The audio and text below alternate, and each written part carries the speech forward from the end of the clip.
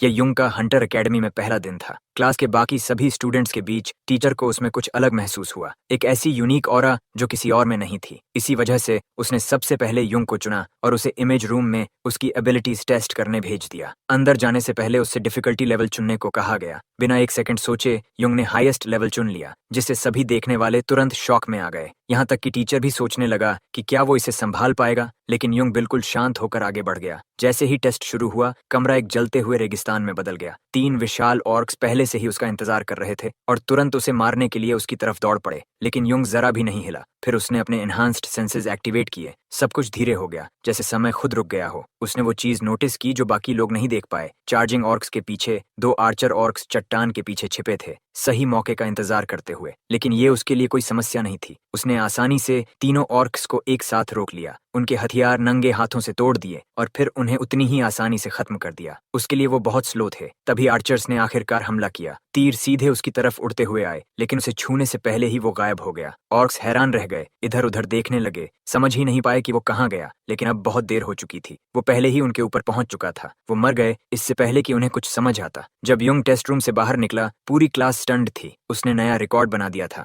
यहाँ तक कि टीचर भी यकीन नहीं कर पा रहा था कि उसने अभी क्या देखा। अब सिर्फ एक सवाल बचा था, युंग इतना तेज और इतना ताकतवर क्यों है? पहाड़ों की गहराइयों में एक बूढ़ा आदमी रहता था जिसे फिस्ट किंग कहा जाता था। उसका मानना था कि ज्यादातर हंटर्स अपने ट्रेड्स पर बहुत ज्यादा निर्भर रहते हैं और अपने शरीर पर कम। उसके लिए असली ताकत का मतलब था बिना किसी लक या टैलेंट के सिर्फ नंगे हाथों से मॉन्स्टर को कुचल देना। इसी सोच के कारण उसने एक ऐसे डिसाइपल की तलाश शुरू की जो सभी हंटर्स को पीछे छोड़ सके। उसे वो डिसाइपल एक ऑर्फनेज में मिला। एक छोटा बच्चा शिन्योंग, जिसकी बॉडी बेहद अनयूजुअल थी। वो रेयर 9 ब्लॉक्ड ची पाथवेज के साथ पैदा हुआ था, जिससे उसे ओवरवेलमिंग माना, शार्प सेंसेस और परफेक्ट फिजिकल बैलेंस मिला। लेकिन इसकी कीमत उसकी कम उम्र थी। आमतौर पर ऐसा इंसान इस ताकत को संभाल नहीं पाता और जल्दी मर जाता। लेकिन उसमें एक और कॉन्स्टिट्यूशन था, अबंडेंस ऑफ बॉडीली क्यूआई, जिसने इस कमजोरी को बैलेंस कर दिया और उसके शरीर को वो सहने की क्षमता दी जो कोई और नहीं कर सकता था। बूढ़े मास्टर ने समझ लिया कि ये कॉम्बिनेशन इंसानी इतिहास में दोबारा नहीं मिलेगा। उसने उस बच्चे को ऑर्फनेज से ले लिया और उसे पहाड़ों में अपने साथ रखकर खुद ट्रेन करने लगा। उस दिन से उसकी जिंदगी सिर्फ ट्रेनिंग बन गई। ट्रेनिंग के 78वें दिन, सिर्फ 7 साल की उम्र में उसने नंगे हाथों से एक जंगली सुअर को हरा दिया। लेकिन बूढ़े ने उसे लेजेंडरी सोर्ड गॉड से कंपेयर किया, जिसने उसी उम्र में रैंक 2 मॉन्स्टर को हराया था, और कहा कि ये अभी भी काफी नहीं है। तारीफ के बजाय उसे और कठोर ट्रेनिंग मिली। 40वें दिन,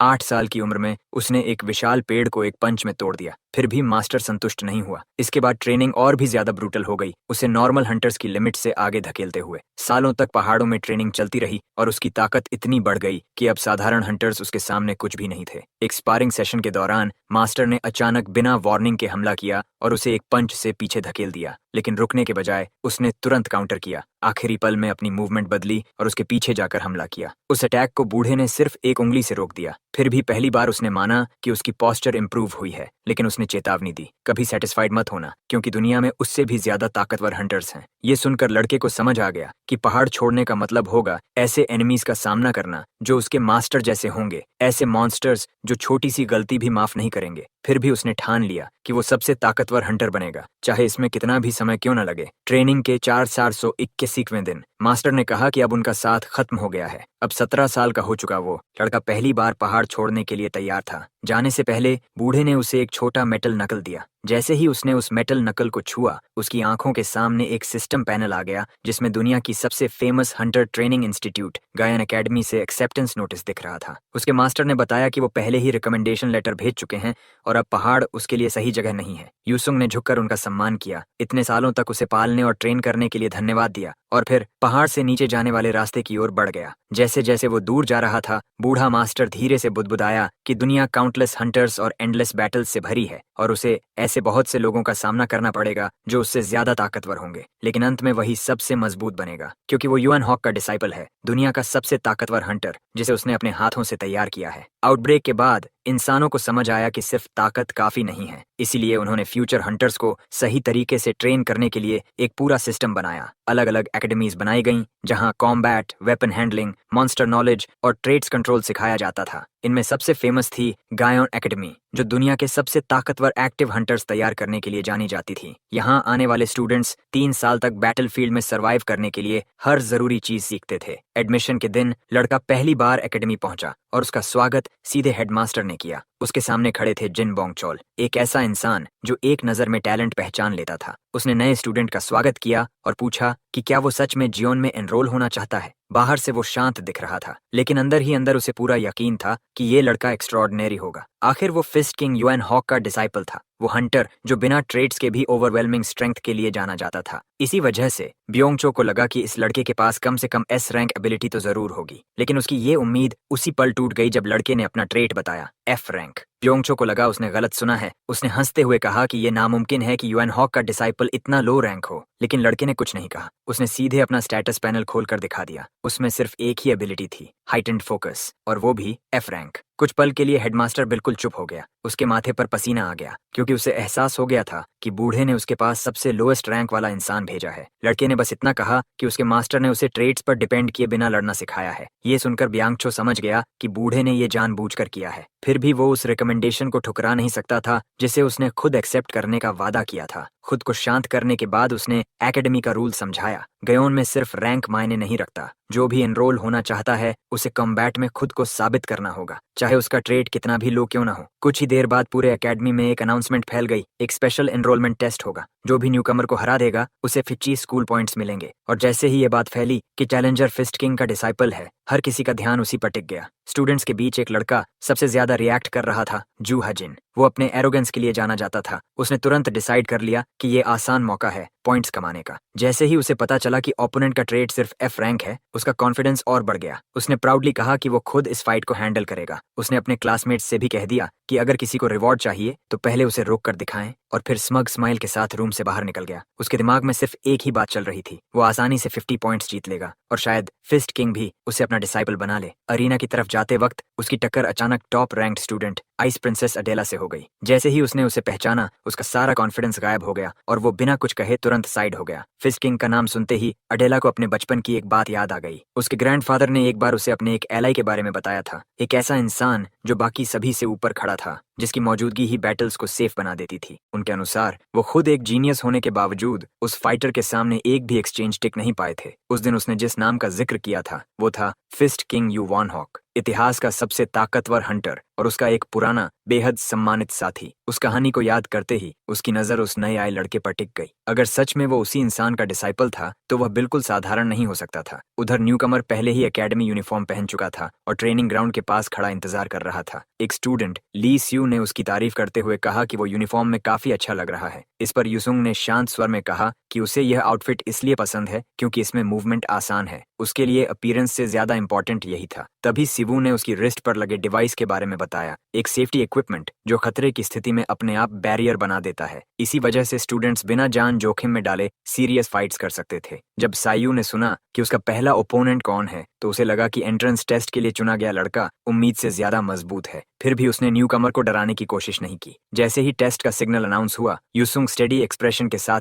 अरीना की ओर बढ़ा। उसके दिमाग में सिर्फ एक ही बात थी, उसे हर हाल में ये टेस्ट पास करना है। अरीना पहले से तैयार था और एकेडमी रिपोर्टर हैना ने अनाउंस किया कि वह इस खास मुकाबले को कवर करेगी, क्योंकि यह फिस्ट किंग के डिसाइपल का पहला फाइट था जिसने सबका ध्यान खींचा था। उसने पार्टिसिपेंट्स का परिचय दिया, मिस्टीरियस न्यूकमर शाइनी युसुंग और उसका ओपोनेंट साल का 42nd rank trainee runaway student Hajin. Hajin ने कहा कि वह यह साबित करना चाहता है कि युसुंग सिर्फ अपने मास्टर के नाम पर नहीं बल्कि अपनी ताकत से यहाँ खड़ा है। ऑडियंस में कुछ स्टूडेंट्स उसे कम आंक रहे थे, लेकिन इससे उसका इरादा और मजबूत हो गया। जब हैना ने युसुंग से पूछा कि फाइट से पहले वह क्या महसूस कर रहा है तो उसने बस इतना कहा, मैं अपना बेस्ट दूंगा, और फिर काउंटडाउन शुरू हुआ। हजिन पहले ही तय कर चुका था कि सिग्नल मिलते ही वह अपना ट्रेट इस्तेमाल करेगा और लड़ाई तुरंत खत्म कर देगा, लेकिन मैच शुरू होते ही सब कुछ बदल गया। एक पल में ही उसने अपने ओपोनेंट को नजरों से खो दिया। रिएक्ट करने से पहले ही युसुंग उसके सामने आ चुका था और अगली ही सेकंड में एक जोरदार किक उसके चेहरे पर पड़ी। उसे एक वार ने प्रोटेक्टिव बैरियर को तोड़ दिया। हाजिन सीधे जमीन पर गिर पड़ा और किसी को समझ ही नहीं आया कि अभी क्या हुआ। पूरा अरीना कुछ सेकंड के लिए खामोश हो गया। फिर हैना ने शॉक में रिजल्ट अनाउंस किया। बैरियर एक ही हिट में टूट चुका था और विनर था युसुंग। सभी स्टूडेंट्स स्टन्ड रह गए। जो लोग उस पर शक कर रहे थे वे भी इस क्लीन नॉकआउट को देखकर चुप हो गए। कुछ समय बाद हाजिन इन्फर्मरी में होश में आया। वह अभी भी कंफ्यूज था कि आखिर हुआ क्या था। डॉक्टर ने उसे दवाई दी, लेकिन उसका ध्यान अब भी उसी फाइट पर था। उसे अटैक दिखा ही नहीं था, और तभी उसे एहसास हुआ कि उसका ओपोनेंट बिल्कुल अलग लेवल का था। यह सोचकर ही उसकी रीढ़ में सिहरन दौड़ गई। उसी समय यूसुंग को प्रिंसिपल के ऑफिस में बुलाया गया। ओल्ड हेड ने उसे संतोष भरी मुस्कान के साथ बधाई दी और ऑफिशियली गॉन एकेडमी का स्टूडेंट घोषित किया। हालांकि रिजल्ट एक्सपेक्टेड था,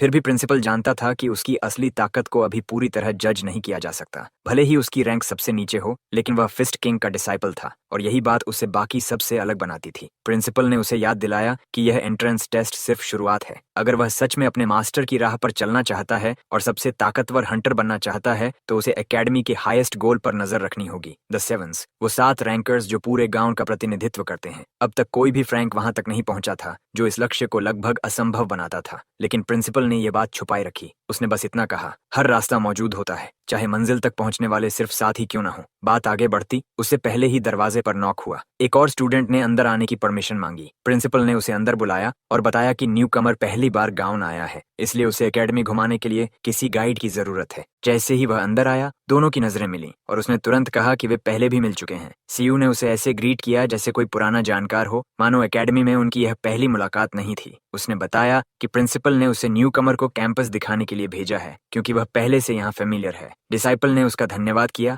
और ली सीयू ने कैजुअली अपना परिचय दिया। मुझे बस सायू कह सकते हो। छोटी सी ग्रीटिंग के बाद दोनों कैंपस में चलने लगे। रास्ते में कई स्टूडेंट्स चुपके से न्यू कमर को देख रहे थे, कुछ उसके लुक्स की वजह से तो कुछ उस मैच की रूमर्स के कारण। चलते चलते सायू ने उसी फाइट का जिक्र किया। उसने कहा कि उसने खुद वह मैच देखा था और वह शॉक्ड था कि रनअवे ट्रेनी शुरुआत होते ही नॉकआउट हो गया। उसने माना कि लोअर क्लासेस में भी वह ट्रेनी काफी स्ट्रांग माना जाता था, इसलिए रिजल्ट ने सबको हैरान कर दिया। यूसुंग ने मॉडेस्ट तरीके से जवाब दिया कि उसे अभी बहुत कुछ सीखना बाकी है। ये सुनकर सीयू हंस पड़ा और बोला कि वह जरूरत से ज्यादा हम्बल बन रहा है, क्योंकि इवन हायर रैंक्स के स्टूडेंट्स भी उस वन साइडेड विक्ट्री की चर्चा कर रहे थे। तभी सामने से एक ग्रुप उनकी ओर आता दिखा। सबसे आगे एक वुमन थी, जिसकी आर्म बैंड पर एक्स का निशान था। यह हाईएस्ट रैंक्ड क्लास का सिंबल था। उसके साथ वाइस प्रेसिडेंट ली हायक भी था। सीयू तुरंत टेंस हो गया और साइड में हट गया। उसने रास्ता रोकने के लिए माफी मांगी और यूसुंग को बुलाने ही वाला था कि उसने उसका चेहरा देखा। वह अचानक से पेल पड़ चुका था। वह वुमन सीधे न्यूकमर को देख रही थी, जैसे वह उसे पहले से पहचानती हो। उसने पूछा, तो तुम वही न्यू स्टूडेंट हो जिसके बारे में सब बात कर रहे हैं? फिर धीरे से कहा, मैंने नहीं सोचा था कि तुम यहाँ दिखोगे। उसकी मुस्कान शांत थी, लेकिन जब वह पास से गुजरी तो उसकी फुसफुसाहट बर्फ जैसी ठंडी थी। हमारे परिवार का डिफेक्टिव प्रोडक्ट। जैसे ही वह चली गई, सीयू को सच समझ आया। उसने शौक में बुदबुदाया कि उसे उम्मीद नहीं थी कि यूसुंग शिनो फैमिली से है। ये शब्द सुनते ही यूसुंग के अंदर पुरानी यादें जाग उठीं। एक पल के लिए उसे लगा जैसे वह फिर से अपने अतीत में लौट गया हो। वही आवाज, वही ताने। फेलियर होना कैसा लगता है मैं नहीं समझ सकती, क्योंकि मैं कभी फेलियर नहीं रही। यह एहसास उसे जकड़ने लगा, जैसे कोई जाल उसे कसता जा रहा हो। उसकी सांस तक भारी हो गई और वह तभी होश में आया जब सायू ने उसे पुकारा। सायू ने उसका चेहरा देखा और सोचा कि शायद वह एग्जाम और फाइट की वजह से थक गया है। उसने सुझाव दिया कि वे सीधे डॉर्म्स चलें, खासकर क्योंकि बाहर तेज बारिश शुरू हो चुकी थी। यूसुंग ने चुपचाप सहमति दी और दोनों रेजिडेंशियल बिल्डिंग की ओर बढ़ गए। नए स्टूडेंट्स के लिए असाइंड डॉर्म्स काफी सिंपल थे। सीयू ने हल्की शर्मिंदगी के साथ कहा कि बेहतर रूम्स सिर्फ रैंक बढ़ाने पर मिलते हैं। उसे लगा कि यूसुंग डिसअपॉइंटेड होगा, लेकिन वह उल्टा रिलीव्ड दिखा। मेरे लिए यह जगह काफी है। इस जवाब से सीयू हैरान रह गया। उसने उसे की दी और कहा कि अगर कभी भी मदद चाहिए हो तो उसे बुला सकता है। फिर वह उसे आराम करने के लिए छोड़कर चला गया। नहाने के बाद यूसुंग बेड पर लेट गया और खिड़की पर गिरती बारिश को देखने लगा। बारिश की आवाज ने उसे उस दिन की याद दिला दी जब उसकी जिंदगी बदल गई थी। उसे याद आया वह एक कार में बैठा था और एक ठंडी आवाज कह रही थी, तुम हमें जितना चाहो दोष दे सकते हो, लेकिन हर इंसान की एक सीमा होती है। उसे पार करने की कोशिश सिर्फ निराशा लाती है। शीनो फैमिली में पैदा हुए हो, तुम्हें यह सबसे अच्छे से समझना चाहिए। कुछ ही समय बाद उसे एक ऑर्फनेज में छोड़ दिया गया था, बिल्कुल अकेला। उस समय उसने यही माना कि गलती उसकी अपनी थी, कि वह उनकी एक्सपेक्टेशंस पर खरा नहीं उतरा, कि वह अपनी बड़ी बहन जैसा नहीं बन पाया। उस सोच ने उसे यह मानने पर मजबूर कर दिया कि उसका छोड़ा जाना स्वाभाविक था, कि कमजोर लोगों को फेंक दिया जाता है। ये बिलीफ उसके अंदर तब तक बना रहा जब तक कि एक दिन कोई और उसके सामने नहीं आया। वह था फिस्ट किंग, दुनिया का सबसे ताकतवर हंटर। उसने लड़के से कहा कि उसके अंदर छुपा हुआ टैलेंट है और अगर वह चाहे तो वह किसी को भी पार कर सकता है। शुरुआत में वह ऑफर किसी मीठे सपने जैसा लगा था, लेकिन लड़के ने उसे ठुकरा दिया। उसने कहा कि खुद से उम्मीद रखना सिर्फ डिसअपॉइंटमेंट लाता है और दोबारा फेल होने से बेहतर है कि शुरुआत से ही कुछ उम्मीद न रखी जाए। यह सुनकर हंटर हंस पड़ा और बोला, कि वह गलत है। सबसे ताकतवर इंसान वह नहीं होता जो कभी फेल न हो, बल्कि वह होता है जो सबसे ज्यादा बार गिरता है और फिर भी हर बार उठ खड़ा होता है। उसने वादा किया कि चाहे लड़का रोए या टूट जाए, वह उसे हर बार उठना सिखाएगा जब तक कि वह सबसे मजबूत न बन जाए। फिर उसने अपना हाथ आगे बढ़ाया और थोड़ी झिझक के बाद लड़के ने आखिरकार उसे थाम लिया। अब उस पल को याद करते हुए युसुंग को एहसास हुआ कि उसका अतीत अब पहले जैसा दर्द नहीं देता। जो यादें कभी उसे तोड़ देती थीं, वे अब धीरे धीरे नई यादों से बदल चुकी थीं। वह बोझ जो कभी उसे दबाए रखता था अब उतना भारी नहीं रहा। तभी उसकी रिस्ट वॉच हल्के से वाइब्रेट हुई। सेयू का मैसेज था। उसने पूछा था कि डॉर्म कंफर्टेबल है या नहीं और अगर कोई दिक्कत हो तो उसे बताने को कहा। युसुंग हल्की मुस्कान के साथ रिप्लाई करता है कि सब ठीक है, फिर वॉच को साइड में रख देता है। उसके मन में बस एक बात साफ थी, इंपॉर्टेंट यह नहीं है कि वह कहाँ से आया है, बल्कि यह है कि वह अभी क्या जी रहा है। अगली सुबह हंजिमा सुमेर जल्दी उठी, नीटली तैयार हुई और ब्रेकफास्ट के बाद क्लास के लिए निकल गई। उसे गान एकेडमी आए सिर्फ 1 महीना हुआ था, लेकिन हर दिन यह जगह उसे फिर से हैरान कर देती थी। बाकी एकेडमीज के मुकाबले यहाँ की फैसिलिटीज बिल्कुल अलग लेवल की थीं। विशाल ट्रेनिंग ग्राउंड्स, एडवांस्ड इक्विपमेंट और स्पेशल रूम्स जो हंटर्स को अपनी माना जल्दी रिकवर करने में मदद करते थे। लेकिन यह सब हर किसी के लिए नहीं था। सबसे बेहतरीन सुविधाएं सिर्फ टॉप रैंकर्स के लिए रिजर्व्ड थीं, द सेवंस, और उसके जैसे स्टूडेंट के लिए यह सब सिर्फ दूर से देखने की चीज थी। उसकी रैंक 659 एफ क्लास उसे हर दिन उसकी रियलिटी याद दिलाती थी। इसलिए हर सुबह जब वह उन एडवांस्ड बिल्डिंग्स के पास से गुजरती तो बस एक नजर डालकर अपने साधारण क्लासरूम की ओर बढ़ जाती। उस दिन उनकी क्लास इमेज रूम में होने वाली थी, जिसे सुनते ही पूरा क्लास रेस्टलेस हो गया, क्योंकि ऐसी रूम्स रेयरली लोअर रैंक्स को मिलती थीं। जब सब इकट्ठा हुए तो इंस्ट्रक्टर लिन शियाओ ने अपना परिचय दिया। वह एक फॉर्मर रैंक 5 हंटर था। उसने स्टूडेंट्स से कहा कि वे प्रेशर महसूस न करें, क्योंकि वह उन्हें प्रॉपरली ट्रेन करना चाहता है। इसी वजह से उसने खास परमिशन लेकर इमेज रूम का एक्सेस लिया था, ताकि एफ क्लास होने के बावजूद वे रियल कम्बैट सिमुलेशन का अनुभव कर सकें। स्टूडेंट्स अभी इस अनाउंसमेंट से उबरे भी नहीं थे कि तभी डोर अचानक खुला और एसयू अंदर आया। उसके पीछे न्यू कमर भी था। उसने देर से आने के लिए माफी मांगी और बताया कि वह नए स्टूडेंट को एकेडमी घुमा रहा था। शाइनी युसुंग ने कामली अपना इंट्रोडक्शन दिया और जैसे ही सुमेर ने उसका चेहरा देखा, उसने तुरंत पहचान लिया। यह वही लड़का था जिसके बारे में एंट्रेंस मैच के बाद से सब बात कर रहे थे। टीचर ने भी उसका नाम सुना हुआ था। उसने कहा कि उसने फिस्ट किंग के डिसाइपल के बारे में रूमर्स सुने हैं। कॉन्फर्मेशन मिलते ही उसने युसुंग को गौर से देखा। उसे यह कॉम्बिनेशन अजीब लगा, एक लेजेंडरी हंटर का डिसाइपल और एफ रैंक ट्रेट, लेकिन उसके अंदर से जो ऑरा महसूस हो रहा था वह बिल्कुल भी ऑर्डिनरी नहीं था। टीचर ने उसकी मेहनत की तारीफ की, जिस पर युसुंग ने काल्मली कहा कि उसने कभी एक भी दिन स्किप नहीं किया। यह सुनकर टीचर ने संतोष से सिर हिलाया और कहा कि किसी भी हंटर के लिए टैलेंट से ज्यादा इंपॉर्टेंट है डिलिजेंस और कंसिस्टेंसी। यह सुनकर बाकी स्टूडेंट्स हैरान रह गए। एक एफ रैंक को रैंक 5 हंटर से ऐसी रिकॉग्निशन मिलना अनकॉमन था, क्योंकि क्लास पहले से इमेज रूम में थी। टीचर ने सोचा कि यह परफेक्ट मौका है न्यूकमर की एबिलिटी चेक करने का। उसने सिस्टम एक्सप्लेन किया। पॉकेट डिवाइस से डिफिकल्टी सिलेक्ट करनी है और सिमुलेशन शुरू करना है। युसुंग बिना झिझक पैनल की ओर बढ़ा और सेटिंग्स एडजस्ट करने लगा, और जैसे ही उसने डिफिकल्टी को हार्ड मोड पर सेट किया, पूरा क्लास एकदम खामोश हो गया। ये देखकर खुद टीचर भी चौंक गया, क्योंकि यह लेवल आमतौर पर एफ क्लास से काफी ऊपर के स्टूडेंट्स के लिए इस्तेमाल होता था। एक पल के लिए उसे लगा कि यह सेटिंग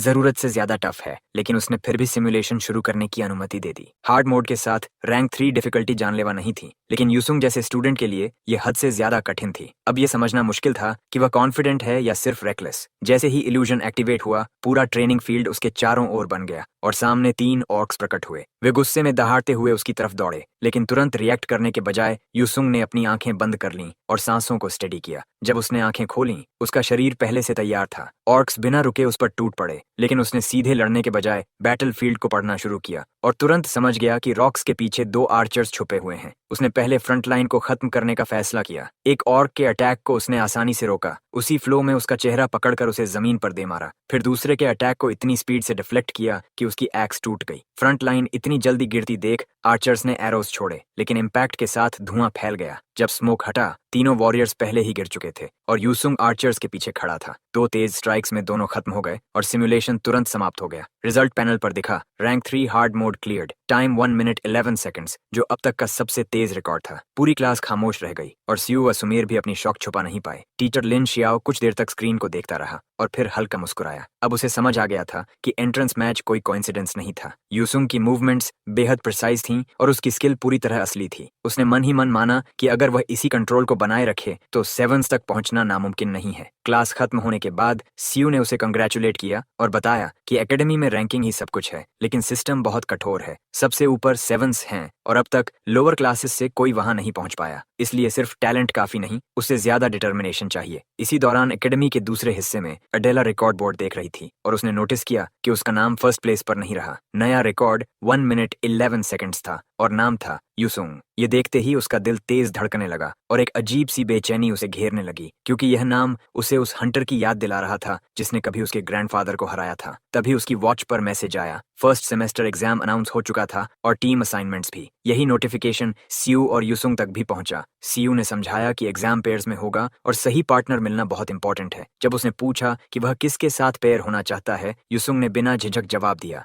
हनीमा सुमेर। उसी समय अपने डॉर्म रूम में सुमेर ने भी वही मैसेज पढ़ा और अचानक पैनिक में उसका नाम जोर से बोल बैठी। उसे खुद भी एहसास नहीं हुआ कि उसने क्या कर दिया, लेकिन अगले ही पल उसका चेहरा पूरी तरह लाल हो चुका था। अगले दिन कैफेटेरिया पहले से कहीं ज्यादा नॉइजी था, क्योंकि हर कोई अपकमिंग एग्जाम की बात कर रहा था। ज्यादातर स्टूडेंट्स हाई स्कोर से ज्यादा सर्वाइवल को लेकर चिंतित थे और लगभग हर टेबल पर यह डिस्कशन चल रहा था कि स्ट्रॉन्ग पार्टनर मिलना कितना जरूरी है। कुछ स्टूडेंट्स तो हायरार्की की बात करते हुए आर्ग्यू भी कर रहे थे कि इस एकेडमी में हायर रैंक वालों को फॉलो करना ही नॉर्मल है, क्योंकि यहाँ रैंक ही सब कुछ डिसाइड करता है। ये सब देखते हुए सायू ने समझाया कि एग्जाम से पहले हमेशा ऐसा ही माहौल बन जाता है। रिजल्ट तय करेगा कि कौन किस क्लास में जाएगा और रैंक्स के बीच का फर्क बहुत बड़ा होता है। हायर क्लासेस को बेहतर ट्रेनिंग, फैसिलिटीज और अपॉर्चुनिटीज मिलती हैं, जबकि लोअर रैंक्स को लिमिटेड सपोर्ट के साथ स्ट्रगल करना पड़ता है। इसीलिए एक छोटा सा रैंक चेंज भी स्टूडेंट की पूरी एकेडमी लाइफ बदल सकता है। उसी दौरान एक लड़की अचानक उनके पास आकर बैठ गई, जैसे वह पहले से ही बातचीत का हिस्सा हो। उसने खुद को रेया बताया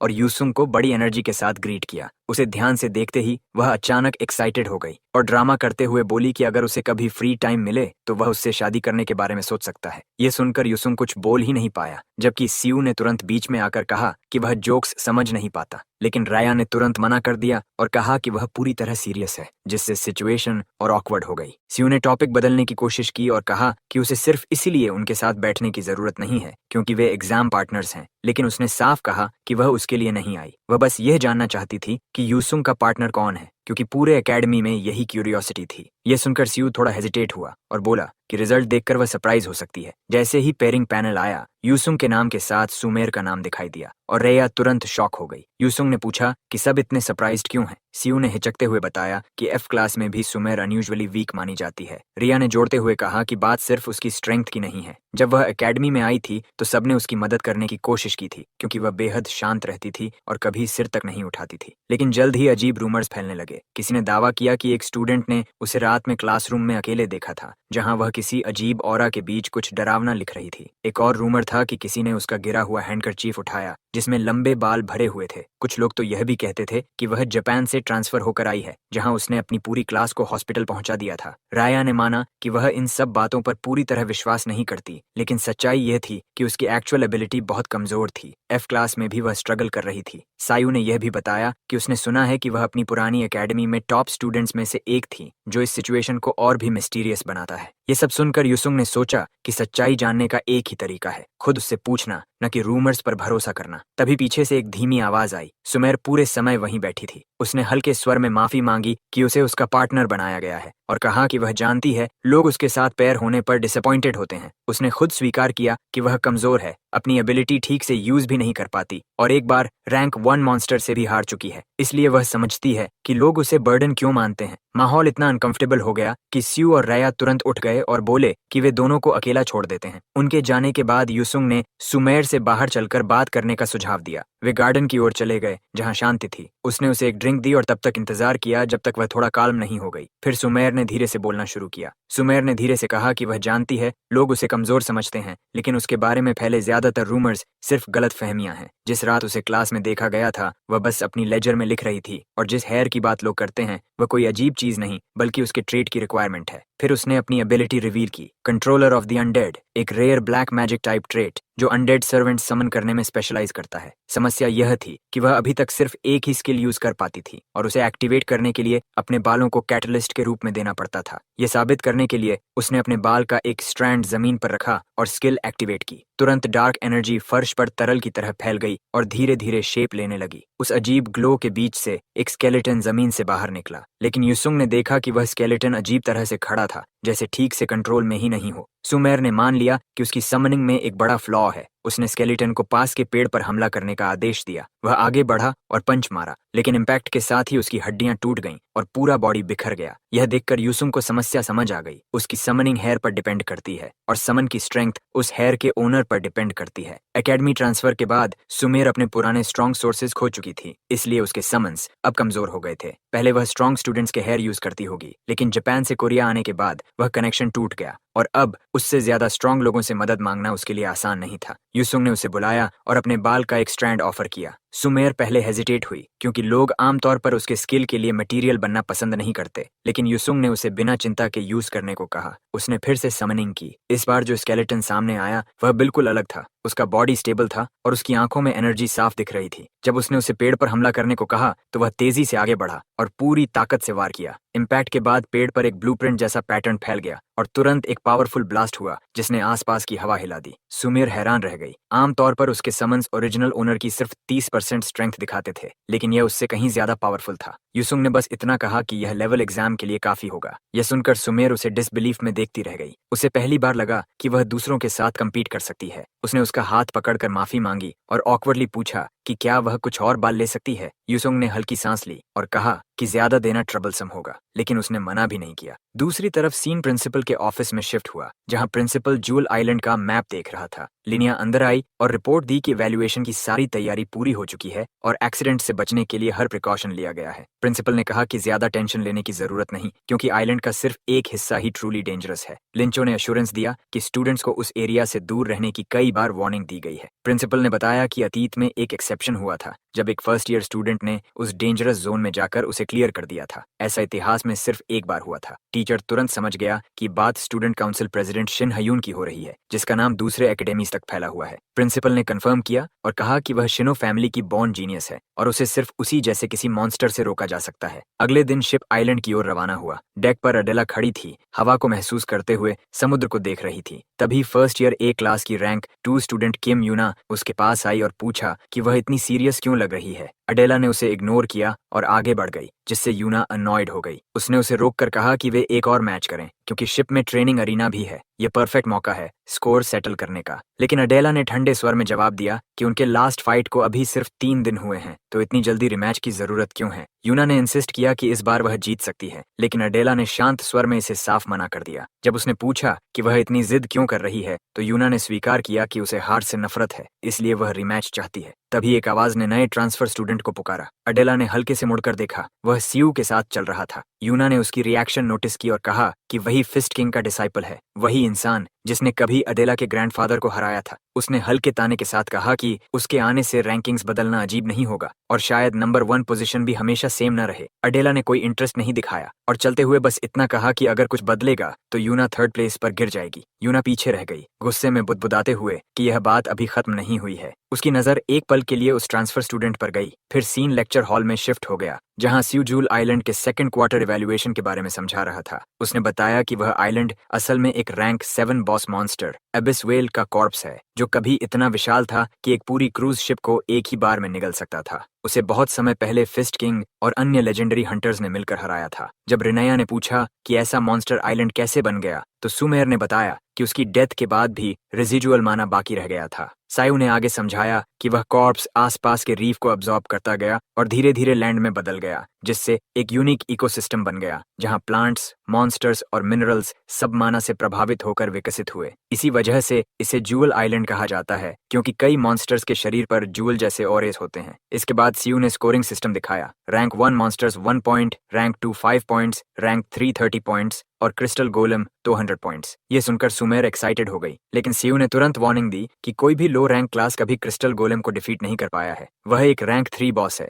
और उसे रेकलेसली फाइट करना सिर्फ फेलियर लाएगा। उसने सलाह दी कि सेफ पॉइंट्स पर ध्यान देना चाहिए और स्टेडी तरीके से रैंक 1 और 2 मॉन्स्टर्स को डिफीट करना ही एवरेज स्कोर के लिए काफी है। एक्सप्लेनेशन खत्म करने के बाद उसने माहौल हल्का किया और कहा कि क्रूज शिप का एक्सपीरियंस रेयर होता है, इसलिए ट्रिप और फूड को भी एंजॉय करना चाहिए। यह सुनकर स्टूडेंट्स एक्साइटेड हो गए और एक्सपेंसिव डिशेस टेस्ट करने के लिए तैयार हो गए। उसके बाद चारों ने साथ बैठकर काफी देर तक खाना खाया। डिशेस लगातार आती रहीं और हर एक पहले से बेहतर लग रही थी, इसलिए वे जरूरत से ज्यादा खाते चले गए। जूस, डम्पलिंग्स और कई तरह के मीट ट्राई करने के बाद सब पूरी तरह भर चुके थे। रात में जब वे आराम करने बैठे तो सब कंप्लेन कर रहे थे कि उन्होंने बहुत ज्यादा खा लिया। रेनिया बोली कि उसे उल्टी जैसी फील हो रही है और स्यू थका हुआ लग रहा था, लेकिन यूसुंग बिल्कुल नॉर्मल था और बोला कि उसने दिन को एंजॉय किया। स्यू ने मजाक में कहा कि वह बिल्कुल टायर्ड नहीं दिख रहा। थोड़ी देर बाद रेनिया रेस्ट करने चली गई और स्यू भी उसके पीछे चला गया, जिससे यूसुंग और सुमेर अकेले रह गए। अब अकेले में सुमेर थोड़ी नर्वस हो गई और उससे नजरें चुराने लगी। उसने धीरे से कहा कि दिन बहुत जल्दी बीत गया। यूसुंग ने सहमति जताई और बताया कि मार्शल स्पिरिट्स माउंटेन में रहते हुए उसने ऐसे मोमेंट्स कभी एक्सपीरियंस नहीं किए थे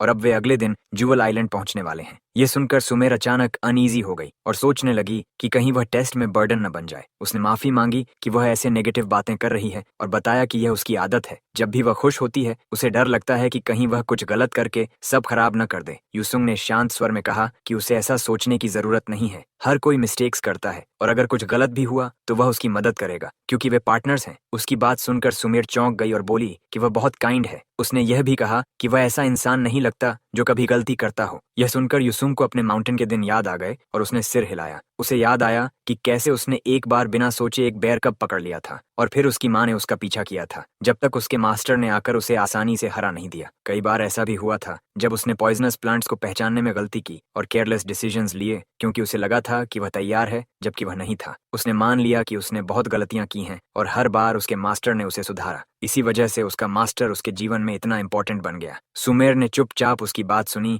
और कहा कि वह समझती है, उसके लिए भी उसका फैमिली उतना ही इंपॉर्टेंट है, भले ही स्कूल ट्रांसफर के बाद वह उनसे मिल नहीं पाई। जब यूसुंग ने पूछा कि क्या उसे उनकी याद आती है तो उसने कहा कि यहाँ आना उसका अपना फैसला था, इसलिए वह शिकायत नहीं कर सकती, लेकिन फिर भी वह अक्सर उनकी फोटोज देखती है। थोड़ी झिझक के साथ उसने पूछा कि क्या वह उसका फैमिली देखना चाहेगा। फिर उसने एक तस्वीर दिखाई और खुशी से अपने पेरेंट्स और सिबलिंग्स को पॉइंट करते हुए पूछा कि क्या वे क्यूट लगते हैं। यूसुंग ने सिर हिलाया तो वह हंस पड़ी और बोली कि उनमें से एक, सुगुआ, सबसे ज्यादा मिस्चिवस है। कुछ देर बाद यूसुंग ने वह सवाल पूछा जो वह काफी समय से सोच रहा था। उसने कहा कि वह उसके बारे में फैले रूमर्स पर विश्वास नहीं करता और जानना चाहता है कि उसने इतनी दूर ट्रांसफर क्यों लिया। ये सुनते ही सुमेर का चेहरा बदल गया। उसकी मुस्कान गायब हो गई और उसकी आंखें खाली सी हो गईं, जैसे वह किसी दर्दनाक याद में खो गई हो। उसने बोलने की कोशिश की, लेकिन उसकी आवाज कांपने लगी और सब कुछ धुंधला सा लगने लगा। अचानक उसके दिमाग में पुरानी यादें उभर आईं। उसने देखा उसके हाथ पर उसकी ट्रेट का निशान, फिर उसके बाद का केओस। हर तरफ शैडोज फैल रही थीं। काउंटलेस स्केलेटन्स बेकाबू होकर सब कुछ तबाह कर रहे थे।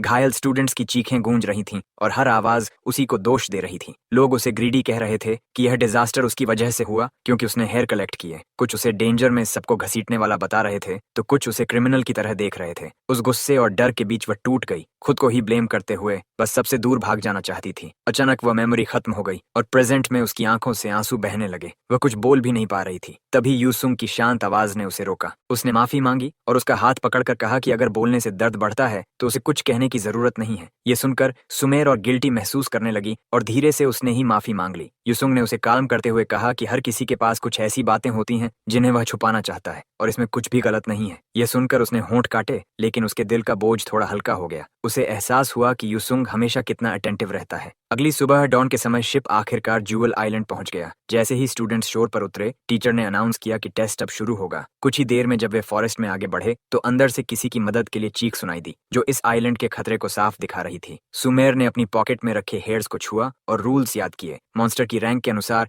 ज्यूल का साइज तय होता है और जितना पावरफुल मॉन्स्टर उतने ज्यादा पॉइंट्स। गोल सिंपल था, 2 घंटे के अंदर जितने ज्यादा ज्यूल्स कलेक्ट कर सकते हो करो और उन्हें पॉकेट में स्टोर करते ही पॉइंट्स काउंट हो जाएंगे। यह सोचकर उसने मन में ठान लिया कि इस बार वह किसी पर बर्डन नहीं बनेगी। तभी यूसुंग ने उसे पुकारा और रियलिटी में वापस लाया। उसने सुझाव दिया कि वे यहीं से अलग अलग हो जाएं। सुमेर ने हाँ तो कह दी, लेकिन वह अभी भी नर्वस लग रही थी। यूसुंग ने उसे याद दिलाया कि उसके पास उसका स्पेशल आइटम है, उसके बाल। तो रैंक 3 मॉन्स्टर भी प्रॉब्लम नहीं होना चाहिए। उसने कॉन्फिडेंटली कहा कि वह ठीक रहेगी और उसकी केयर फ्री टोन ने उसे अजीब सा कॉन्फिडेंस दे दिया। उस भरोसे के साथ सुमेर ने फैसला किया कि वह टेस्ट खुद शुरू करेगी क्योंकि उसके पास अब एक सीक्रेट वेपन था, यूसुंग का हेयर। लेकिन जैसे ही सुमेर खुद को तैयार करने वाली थी, अचानक पेड़ों के पीछे से कुछ तेजी से निकला और सीधे उसे टकरा गया। वह जमीन पर गिर पड़ी और दर्द से चीख उठी। दूसरी तरफ फॉरेस्ट के अंदर सायु और रेनिया सावधानी से आगे बढ़ रहे थे और धीरे धीरे पॉइंट्स कलेक्ट कर रहे थे। डेंस एरिया होने की वजह से सायु ने उसे सलाह दी कि वह ज्यादा पावर यूज न करे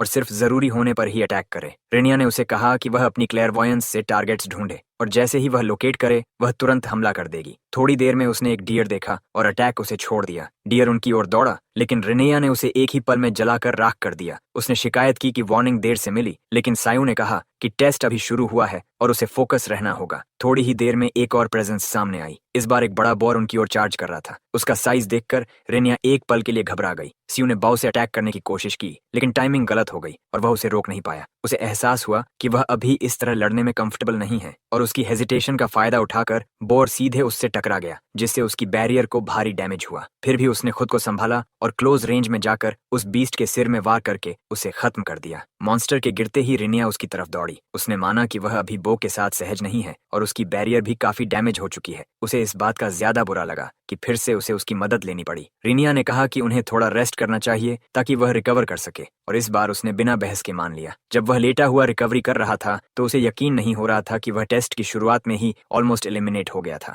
उसके मन में बाकी लोगों का ख्याल आया, लेकिन उसे भरोसा था कि यूसुंग जहां भी होगा ठीक ही होगा। उसी समय फॉरेस्ट के दूसरे हिस्से में ड्रोन ने एक खतरनाक सीन कैप्चर किया। कुछ स्टूडेंट्स पैनिक में भाग रहे थे क्योंकि उन्होंने गलती से एक जुअल एलिफेंट को प्रोवोक कर दिया था। वह विशाल मॉन्स्टर पेड़ों के बीच उनका पीछा कर रहा था और जल्दी ही उन्हें समझ आ गया कि वे उससे भाग नहीं सकते। किसी ने लड़ने का सुझाव दिया, लेकिन बिना तैयारी रैंक 3 मॉन्स्टर से भिड़ना सुइसाइड जैसा था। कुछ ही देर में वे डेड एंड पर पहुंच गए और उनके पास मुड़कर लड़ने के अलावा कोई ऑप्शन नहीं बचा। उन्होंने पॉइजन ट्रैप्स और रेंज्ड अटैक्स का इस्तेमाल करते हुए पूरी ताकत लगा दी। एक स्टूडेंट ने पावरफुल हैमर शॉट मारा, लेकिन उससे मॉन्स्टर को खास फर्क नहीं पड़ा और वह और भी उग्र हो गया। दूसरे ने बैरियर से सबको बचाने की कोशिश की, लेकिन एलिफेंट ने एक ही वार में उसे तोड़ दिया। सब घायल हो गए और उन्हें लगा कि अब वे टेस्ट में फेल हो जाएंगे। तभी अचानक पेड़ों के ऊपर से एक फिगर नीचे कूदा और मॉन्स्टर के सामने आकर खड़ा हो गया। इससे पहले कि कोई कुछ समझ पाता, यूसुंग ने पूरी ताकत से एक पंच मारा, इतना पावरफुल कि वह विशाल एलिफेंट वहीं रुक गया और अगले ही पल जमीन पर गिर पड़ा। सब स्टूडेंट्स शॉक में खड़े रह गए। उसने आराम से जूल कलेक्ट किया जैसे यह कोई बड़ी बात ही ना हो। उसके लिए टेस्ट अब तक स्मूथली चल रहा था, लेकिन उसे हल्का सा ख्याल आया कि सुमेर कहीं ठीक तो होगी। उधर सुमेर जमीन पर गिरी हुई थी और चीख रही थी, लेकिन तभी उसने देखा कि उसके सामने एक छोटा सा कार्बंकल खड़ा है। एक पल के लिए उसे राहत मिली क्योंकि वह क्रीचर छोटा और क्यूट लग रहा था, लेकिन अगली ही सेकंड वह उसके पाउच पर झपट पड़ा जिसमें जूल्स रखे थे। उसे समझ आया कि वह पाउच छीनने की कोशिश कर रहा है। वह घबरा गई और उसे शांत करने की कोशिश की, लेकिन कार्बंकल और अग्रेसिव हो गया और उसके पास आते ही उसे मारने लगा। फिर भी सुमेर हेजिटेट कर रही थी क्योंकि वह दिखने में हार्मलेस था और यही हेजिटेशन सिचुएशन को और मुश्किल बना रही थी। जल्दी सोचते हुए उसने उसे डिस्ट्रैक्ट करने की कोशिश की। उसने एक फूल उठाया और उसे ऑफर किया, उम्मीद करते हुए कि वह पाउच के बदले उसे ले लेगा, लेकिन कार्बंकल ने तुरंत उसे रिजेक्ट कर दिया जैसे उसे उसकी स्मेल पसंद ही न हो। अब आसपास कुछ और नहीं था तो उसने खुद को मजबूर किया और भी ध्यान से सोचने लगी। और तभी उसके दिमाग में एक नया आइडिया आया। उसने जल्दी से अपने पास मौजूद क्लोवर इकट्ठा किए, उन्हें छोटे छोटे टुकड़ों में काटा, फिर हनी और कैरेट्स के साथ मिलाकर एक छोटा सा स्नैक तैयार किया ताकि उसे बेट की तरह इस्तेमाल कर सके। जैसे ही उसने उसे कार्बंकल के सामने रखा, उसका ध्यान तुरंत उस तरफ चला गया और वह उसकी खुशबू से लार टपकाने लगा। मौका सही देखकर उसने वह खाना उससे दूर फेंक दिया। कार्बंकल बिना सोचे उसके पीछे भागा और इसी बीच सुमेर ने तुरंत अपना पाउच वापस उठा लिया। उसने राहत की लंबी सांस ली, यह देखकर कि उसके पास रखे हेयर सुरक्षित थे, लेकिन खतरा टलते ही उसने फिर से उस क्रीचर की ओर देखा और चुपचाप अपना स्किल एक्टिवेट करने की तैयारी की। हेयर को मीडियम बनाकर उसने समनिंग शुरू की। कार्बंकल ने कुछ अजीब महसूस किया और पीछे मुड़ा, लेकिन तब तक स्केलेटन उसे पकड़ चुका था। उसने धीरे से माफी मांगी, यह जानते हुए कि वह क्रीचर बाद में फिर जूल बना लेगा, और शांत तरीके से हंट खत्म कर दिया। दूसरी तरफ आइलैंड के एक हिस्से में एमी नाम की स्टूडेंट टेस्ट को लाइव स्ट्रीम कर रही थी।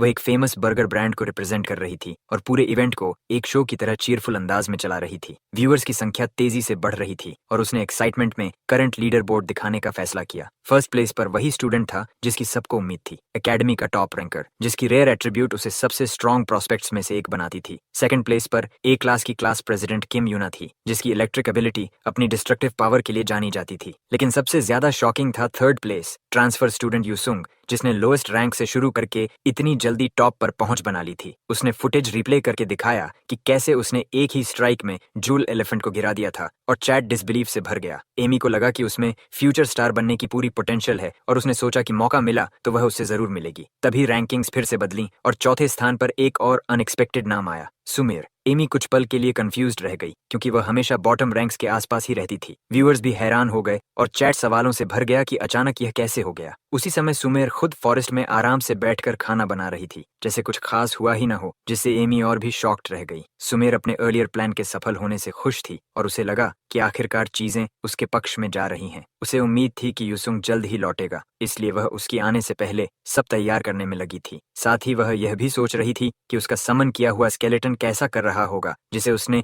जूल्स कलेक्ट करने के लिए भेजा था। उसने सोचा कि शायद वह उसकी माना से इन्फ्लुएंस्ड होकर काम कर रहा होगा। उसने खुद को समझाया कि ज्यादा उम्मीद नहीं रखनी चाहिए, बस पास हो जाना ही काफी है। लेकिन उसी समय उससे ज्यादा दूर नहीं, वह स्केलेटन लगातार मॉन्स्टर्स को हराते हुए जूल्स कलेक्ट कर रहा था। उसके पीछे डिफीटेड मॉन्स्टर्स की एक लंबी ट्रेल छूट चुकी थी। उसके हाथ पहले ही जूल्स से भर चुके थे और हर नए हंट के साथ सुमेर के पॉइंट्स बढ़ते जा रहे थे, बिना उसके जाने। वह क्रीचर चुपचाप उसके आदेश को पूरा कर रहा था और जेमस्टोन्स का ढेर बढ़ता जा रहा था। शाम ढलते वक्त यूसुंग उसके सामने बैठा था और सुमेर ने उनके बीच एक पॉट रखकर प्राउडली अपनी बनाई हुई करी सर्व की। उसने कॉन्फिडेंस से कहा कि उसने फाइनल टॉपिंग भी ऐड कर दी है और डिश पूरी तरह तैयार है। फिर उसे रिक्वेस्ट की कि वह उसका बनाया हुआ खाना ट्राई करे। यूसुंग ने क्यूरियोसिटी से स्पून उठाया, लेकिन जैसे ही उसने टेस्ट किया वह चौंक गया। अनियंस की स्वीटनेस, करी की रिच अरोमा, मीटबॉल्स की सॉफ्टनेस और फ्राइड चिकन का परफेक्ट मैच, सब कुछ इतना बैलेंस्ड था कि उसे लगा जैसे पजल का आखिरी पीस अपनी जगह पर फिट हो गया हो। पहले जो सिंपल करी वह खाता था उसके मुकाबले यह बिल्कुल अलग थी। इससे उसे एहसास हुआ कि असली कुकिंग कितनी अमेजिंग हो सकती है। उसकी रिएक्शन देखकर सुमेर नर्वस हो गई और सोचने लगी कि शायद टेस्ट अच्छा नहीं बना, लेकिन उसकी चिंता तुरंत खत्म हो गई जब यूसुंग ने अचानक दूसरी प्लेट मांगी। ये सुनते ही उसका चेहरा खुशी से खिल उठा। उसी समय एक पैनल सामने आया जिसने टेस्ट के हाफवे रिजल्ट्स अनाउंस किए। रैंकिंग्स में अडेला फर्स्ट प्लेस पर थी, किम यूना सेकंड, शाइनी यूसुंग थर्ड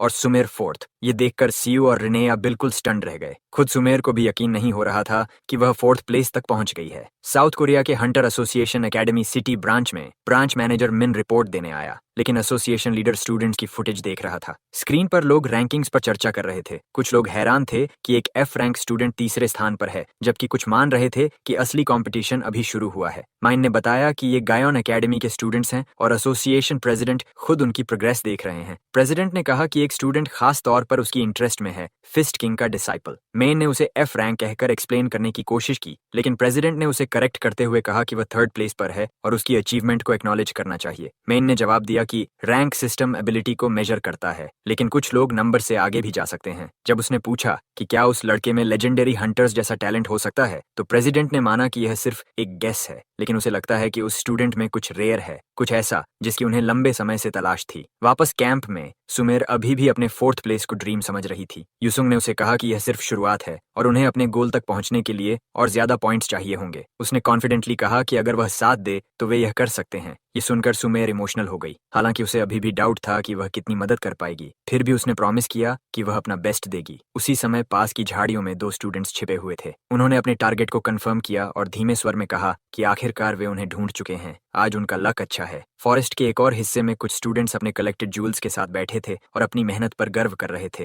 वे बात कर रहे थे कि इससे उनकी रैंकिंग बढ़ेगी और शायद उन्हें बेटर डॉर्म भी मिल जाएगा। तभी एक मॉकिंग आवाज आई और उनकी सेलिब्रेशन रुक गई। दो स्टूडेंट्स झाड़ियों से बाहर आए और उनमें से लंबा लड़का उन्हें क्रिटिसाइज करने लगा कि बी रैंक होते हुए भी वे ग्रुप में घूम रहे हैं। जब उनसे पूछा गया कि वे क्यों आए हैं, तो उसने शांत स्वर में कहा, वे जूल्स लेने आए हैं। ये सुनकर ग्रुप गुस्से में आ गया और बोला कि ये पॉइंट्स उन्होंने खुद कमाए हैं। लेकिन इंट्रूडर ने रेड ऑरा रिलीज करते हुए कहा कि इस दुनिया में स्ट्रांग को सब कुछ लेने का हक है। उनकी स्ट्रेंथ देखकर एक स्टूडेंट ने तुरंत कहा कि जूल्स लेकर भाग जाओ, क्योंकि उनका ओपोनेंट विक्टर है। एक ए रैंक स्टूडेंट कुछ स्टूडेंट्स ने फाइट करने की सोची, लेकिन उसने मना कर दिया और कहा कि यह सुइसाइड होगा। आखिरकार उन्होंने फैसला किया कि कुछ लोग पीछे रहकर टाइम बाय करेंगे, जबकि एक स्टूडेंट जूल्स लेकर भागेगी। विक्टर ने इसे फूलिश कहा और बिना डिले के अटैक कर दिया। लड़ाई जल्दी खत्म हो गई। गैप बहुत बड़ा था। जब मिड मैच रिजल्ट्स अनाउंस हुए, विक्टर पहले ही उन्हें हरा चुका था। जब उसने रैंकिंग सुनी तो वह ज्यादा इंटरेस्टेड नहीं था, लेकिन जैसे ही उसने सुना कि थर्ड प्लेस एक ट्रांसफर स्टूडेंट है, उसका ध्यान तुरंत बदल गया। अब प्रेजेंट में झाड़ियों के पीछे छिपा विक्टर उस लड़की को देख रहा था जो उसके साथ थी। उसने सोचा वह एफ क्लास की है, एक आसान शिकार। उसका बस एक काम था, यूंग को संभालना।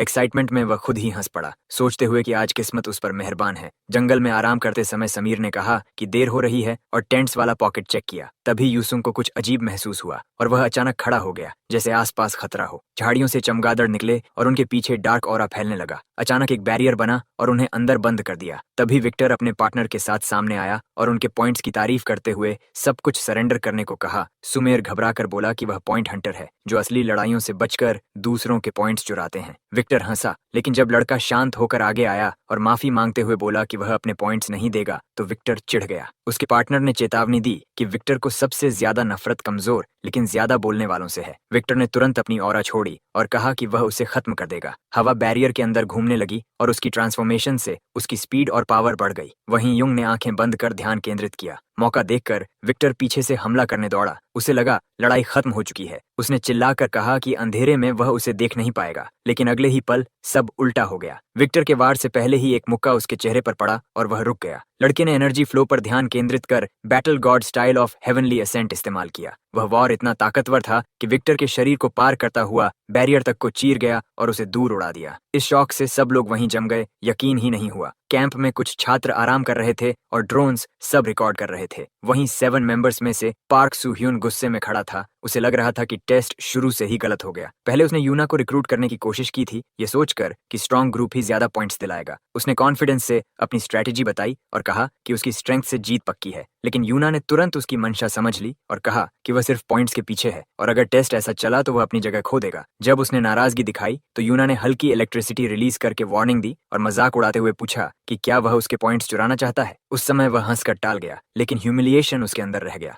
अब उसने मान लिया कि यहाँ प्राइड की कोई कीमत नहीं, सिर्फ स्किल मायने रखती है। खुद को संभालते हुए उसने बाकी छात्रों को इंस्ट्रक्शंस देना शुरू किया। उसने पार्टी लीडर्स को मेंबर्स और इक्विपमेंट चेक करने को कहा और कॉन्फिडेंटली बोला कि क्लास ए हर हाल में टेस्ट क्लियर करेगी। लेकिन अंदर ही अंदर उसका ध्यान उस ज्यूल भरी केव पर था। दूसरी तरफ विक्टर के साथ वाली लड़की धीरे धीरे होश में आई। उसका सिर भारी लग रहा था और उसे समझ नहीं आ रहा था कि वह कहाँ है। जैसे ही उसने सिर घुमाया, उसने विक्टर को पास पड़ा देखा। उसका चेहरा सूजा हुआ था और वह चीख पड़ी। तभी उसे सब याद आ गया। एक एफ क्लास स्टूडेंट ने उसे एक ही वार में हरा दिया था और जब वह भागने लगी थी तब अचानक सामने आए स्केलेटन को देखकर वह बेहोश हो गई थी। उसने समझ लिया कि पिंक हेयर्ड गर्ल ही समनर है और सोचा कि वह अकेली कमजोर है। उसने खुद को समझाया कि उसका पार्टनर ही उसकी ताकत है और उसके बिना उसे हराना आसान होगा। यह सोचकर उसने रोप्स काट दी और विक्टर को घसीटते हुए भागने लगी, मन में बदला लेने का प्लान बनाते हुए। लेकिन जैसे ही वह खड़ी हुई, अचानक उसके सामने एक स्केलेटन आकर खड़ा हो गया और उसका रास्ता रोक लिया। पहले की डरावनी याद को याद करते हुए उसने खुद को मजबूर किया कि इस बार पहले हमला वही करेगी। उसने अपने हाथ उठाए और तेज पीले धागे छोड़े, जो आसपास के पत्थरों को आसानी से काटते हुए निकल गए।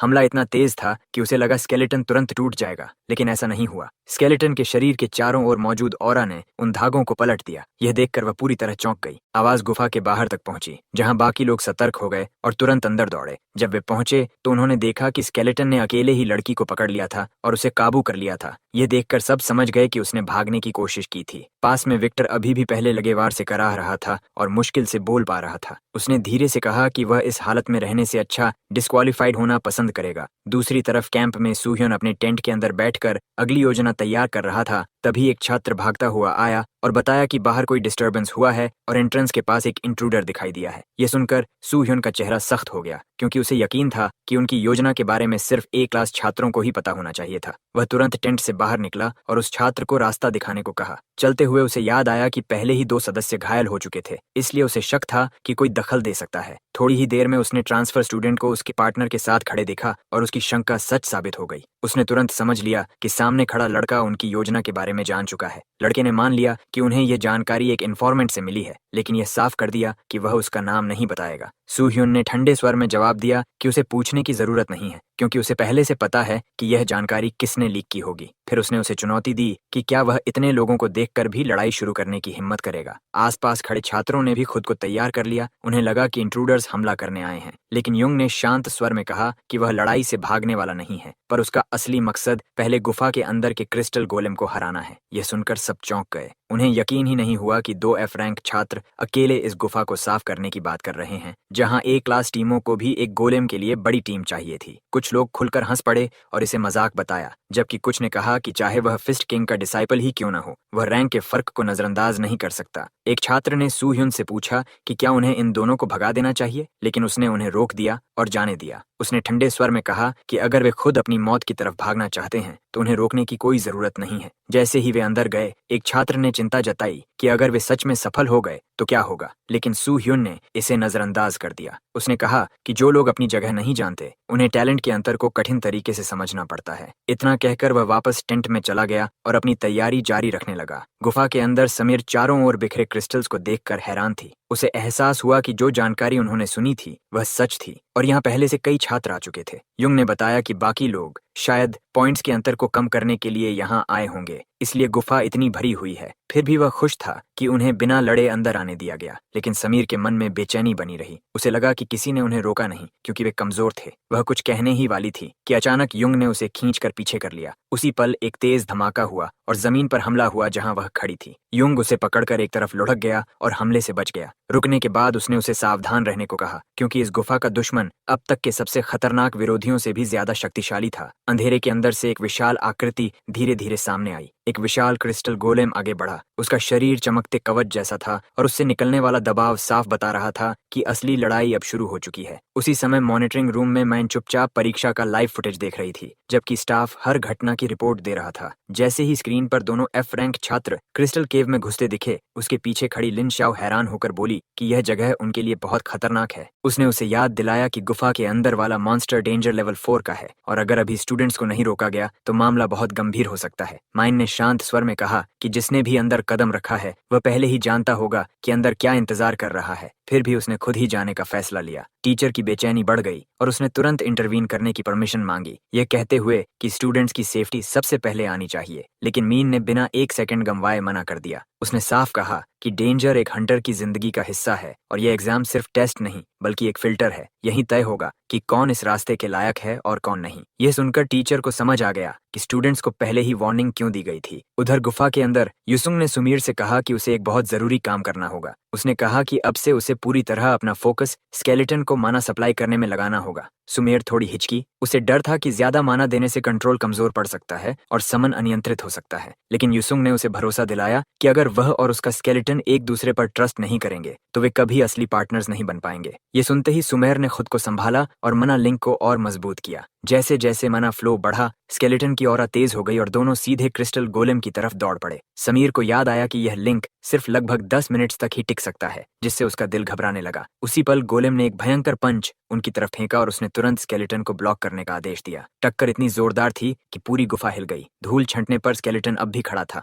उसने वार रोक लिया था और तुरंत काउंटर अटैक भी किया। यह देखकर युसुंग को ऐसा महसूस हुआ जैसे वह दो बॉडीज से एक साथ लड़ रहा हो, और उसने सुमेर की तारीफ की कि वह माना फ्लो को परफेक्टली मेंटेन कर रही है। गोलेम अब और ज्यादा एग्रेसिव हो गया और लगातार हमले करने लगा, लेकिन स्केलेटन हर वार सहता रहा, जबकि युसुंग अपनी प्रिसाइज कंट्रोल से उसे गाइड करता रहा। सुमेर ने गौर किया कि स्केलेटन ऐसे मूव्स कर रहा है जो उसने कभी कमांड ही नहीं किए थे, और तब उसे समझ आया कि असली ताकत युसुंग की टेक्निक थी। इसी बीच जब गोलेम का ध्यान स्केलेटन पर था, युसुंग चुपचाप उसके ब्लाइंड स्पॉट में पहुंच गया। सही मौके पर उसने सिग्नल दिया और गोलेम की पीठ पर छलांग लगा दी। अपनी सारी ताकत एक जगह इकट्ठा करके उसने एक ही पंच में सब कुछ झोंक दिया, और जब उसका वार गिरा तो पूरी गुफा कांप उठी। गोलेम का विशाल शरीर क्रैक होने लगा और ऐसा लगा जैसे लड़ाई खत्म हो चुकी है। सुमेर ने राहत की सांस ली और खुशी से चिल्लाई। तभी स्केलेटन ने उसकी तरफ मुड़कर थम्स अप किया, जैसे जीत को शेयर कर रहा हो। वह पल उसे इमोशनल कर गया, लेकिन उसी वक्त युसुंग ने उसे चेतावनी दी कि रिलैक्स मत करो, क्योंकि सब्जुगेशन अभी खत्म नहीं हुआ है। सुमेर पहले तो कंफ्यूज हुई, लेकिन अगले ही पल उसे पीछे से एक अजीब सेंसेशन महसूस हुआ।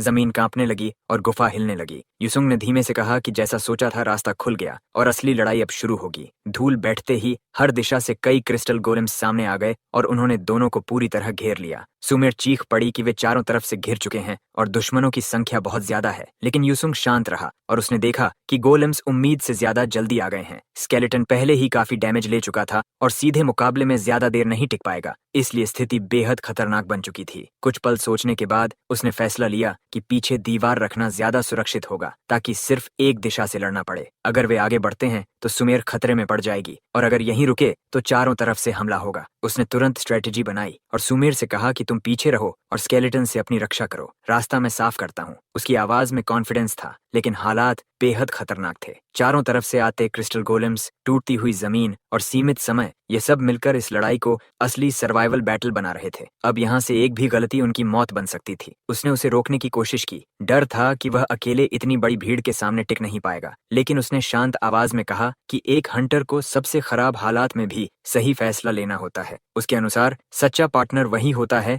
जो उस फैसले पर भरोसा करे। उसने उससे बस इतना कहा, मुझ पर भरोसा करो, और अगले ही पल उसने अपनी सेंसेस को शार्पन किया। अचानक उसका शरीर इतनी तेजी से आगे बढ़ा कि ऐसा लगा जैसे वह गायब हो गया हो। वह सीधे सामने खड़े गोलेम्स की लाइन में घुस गया और सैवेज ड्रैगन अटैक की चेन से एक के बाद एक तोड़ता चला गया। उनके शरीरों को ही फुटिंग बनाकर वह सेकंड्स में कई गोलेम्स खत्म कर चुका था, और उसकी स्पीड देखकर सुमेर पूरी तरह स्टन्ड रह गई। लेकिन लड़ाई के बीच उसने कुछ अजीब महसूस किया। गोलेम्स बहुत आसानी से अपने सिर पर वार होने दे रहे थे, और डैमेज वैसा असर नहीं कर रहा था जैसा होना चाहिए था। तभी एक गिरा हुआ गोलेम अचानक उठ खड़ा हुआ और उस पर वार करने लगा। उसी पल उसे एहसास हुआ पावर सोर्स शायद सिर में नहीं है। पीछे से सुमेर ने वार्निंग दी, क्योंकि और गोलेम्स उनके पीछे से हमला कर चुके थे। उसने समय रहते उनके हमलों को ब्लॉक किया और हल्की सांस लेते हुए कहा कि उसने गलत असम्पशन किया था। उसे ट्रेनिंग याद आई। उसके मास्टर ने सिखाया था कि ज्यादातर गोलेम्स का कोर सिर या चेस्ट में होता है, लेकिन अगर वहां ना हो तो वे बार बार उठते रहेंगे। तब असली जीत का तरीका सिर्फ कोर ढूंढना होता है। यह याद करते ही उसने सुमेर को भरोसा दिलाया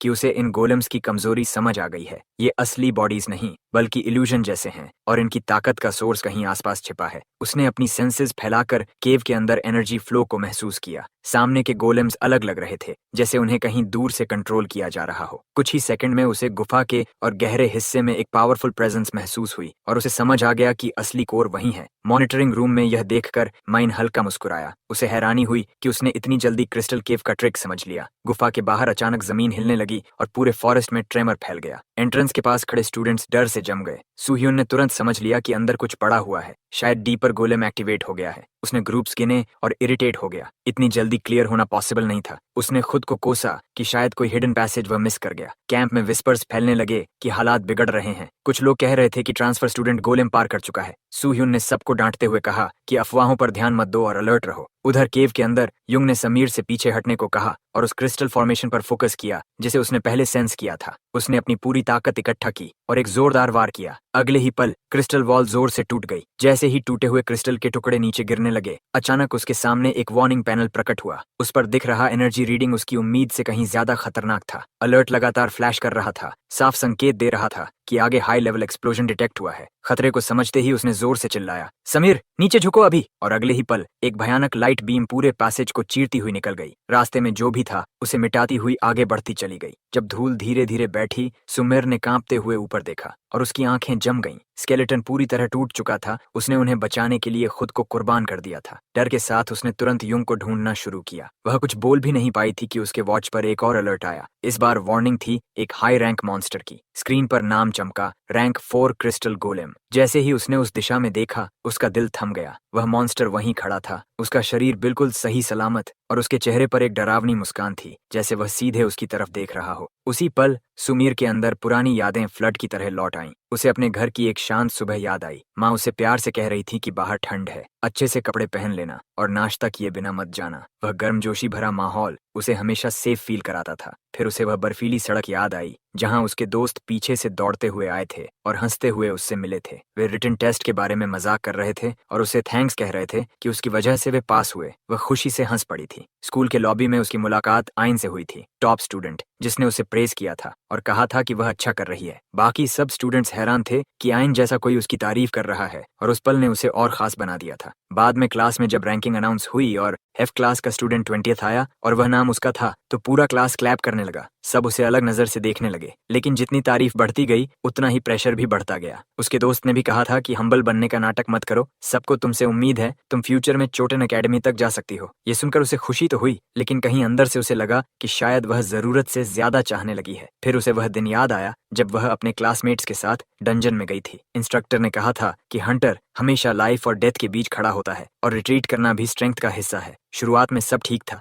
लेकिन जैसे जैसे वे अंदर गए लड़ाई कठिन होती गई और सब थकने लगे। लोगों ने कहना शुरू किया कि डंजन उम्मीद से ज्यादा खतरनाक है, लेकिन फिर भी सबने एक दूसरे को इनकरेज किया और कहा कि वे उसकी समनिंग एबिलिटी पर भरोसा करते हैं। तभी उसे महसूस हुआ कि उसका माना अनस्टेबल हो रहा है। उसे बुरा अंदेशा हुआ, लेकिन जब उसके दोस्त ने उसे माना पोषण दिया और कहा कि सब उस पर डिपेंड कर रहे हैं, तो उसने खुद को मजबूर किया आगे बढ़ने के लिए। उसने सोचा था कि वह रुक नहीं सकती, क्योंकि अगर वह पीछे हटेगी तो सब निराश हो जाएंगे। और फिर वह पल आया जिसे वह सबसे ज्यादा भूलना चाहती थी। उसका माना कंट्रोल से बाहर हो गया और उसके समन किए गए स्केलेटन्स ही बर्जर्क होकर अपने साथियों पर हमला करने लगे। वह उन्हें रोक नहीं पाई। जितना पैनिक बढ़ा उतना ही माना बिगड़ता गया। उसके सामने सब कुछ टूटता चला गया और वह सिर्फ चिल्ला सकती थी। उसने खुद से पूछा था उसने हंटर बनने का रास्ता क्यों चुना, और जवाब मिला क्योंकि उसे यूजफुल महसूस करना पसंद था। उसे अच्छा लगता था जब लोग उसकी तारीफ करते थे, जब लोग उस पर डिपेंड करते थे। वही फीलिंग उसे आगे धकेलती रही, उससे ज्यादा जितना उसे जाना चाहिए था। और जैसे ही यह याद खत्म हुई, सुमेर वापस वर्तमान में लौट आई, जहां उसके सामने मौत मुस्कुरा रही थी। विशाल क्रिस्टल गोलेम उसके ठीक सामने खड़ा था और अगले ही पल उसने अपना हाथ उठाया। तेज धार वाले क्रिस्टल स्पाइक्स उसकी तरफ बिजली की तरह बढ़े। सुमेर का शरीर जैसे जम गया। वह हिल भी नहीं पाई, लेकिन वार उसके पास पहुंचता उससे पहले ही युंग उसके सामने आ गया और एक ही झटके में उन स्पाइक्स को तोड़कर हमला रोक दिया। उसने तुरंत पूछा, तुम ठीक हो? लेकिन वह जवाब नहीं दे पाई। उसने सिर उठाया और धीमे से कहा, यह शुरू से ही नामुमकिन था। मेरे जैसी इंसान हंटर बनने के लिए बनी ही नहीं है। उसकी आवाज कांप रही थी। मैं कितनी भी कोशिश कर लूं,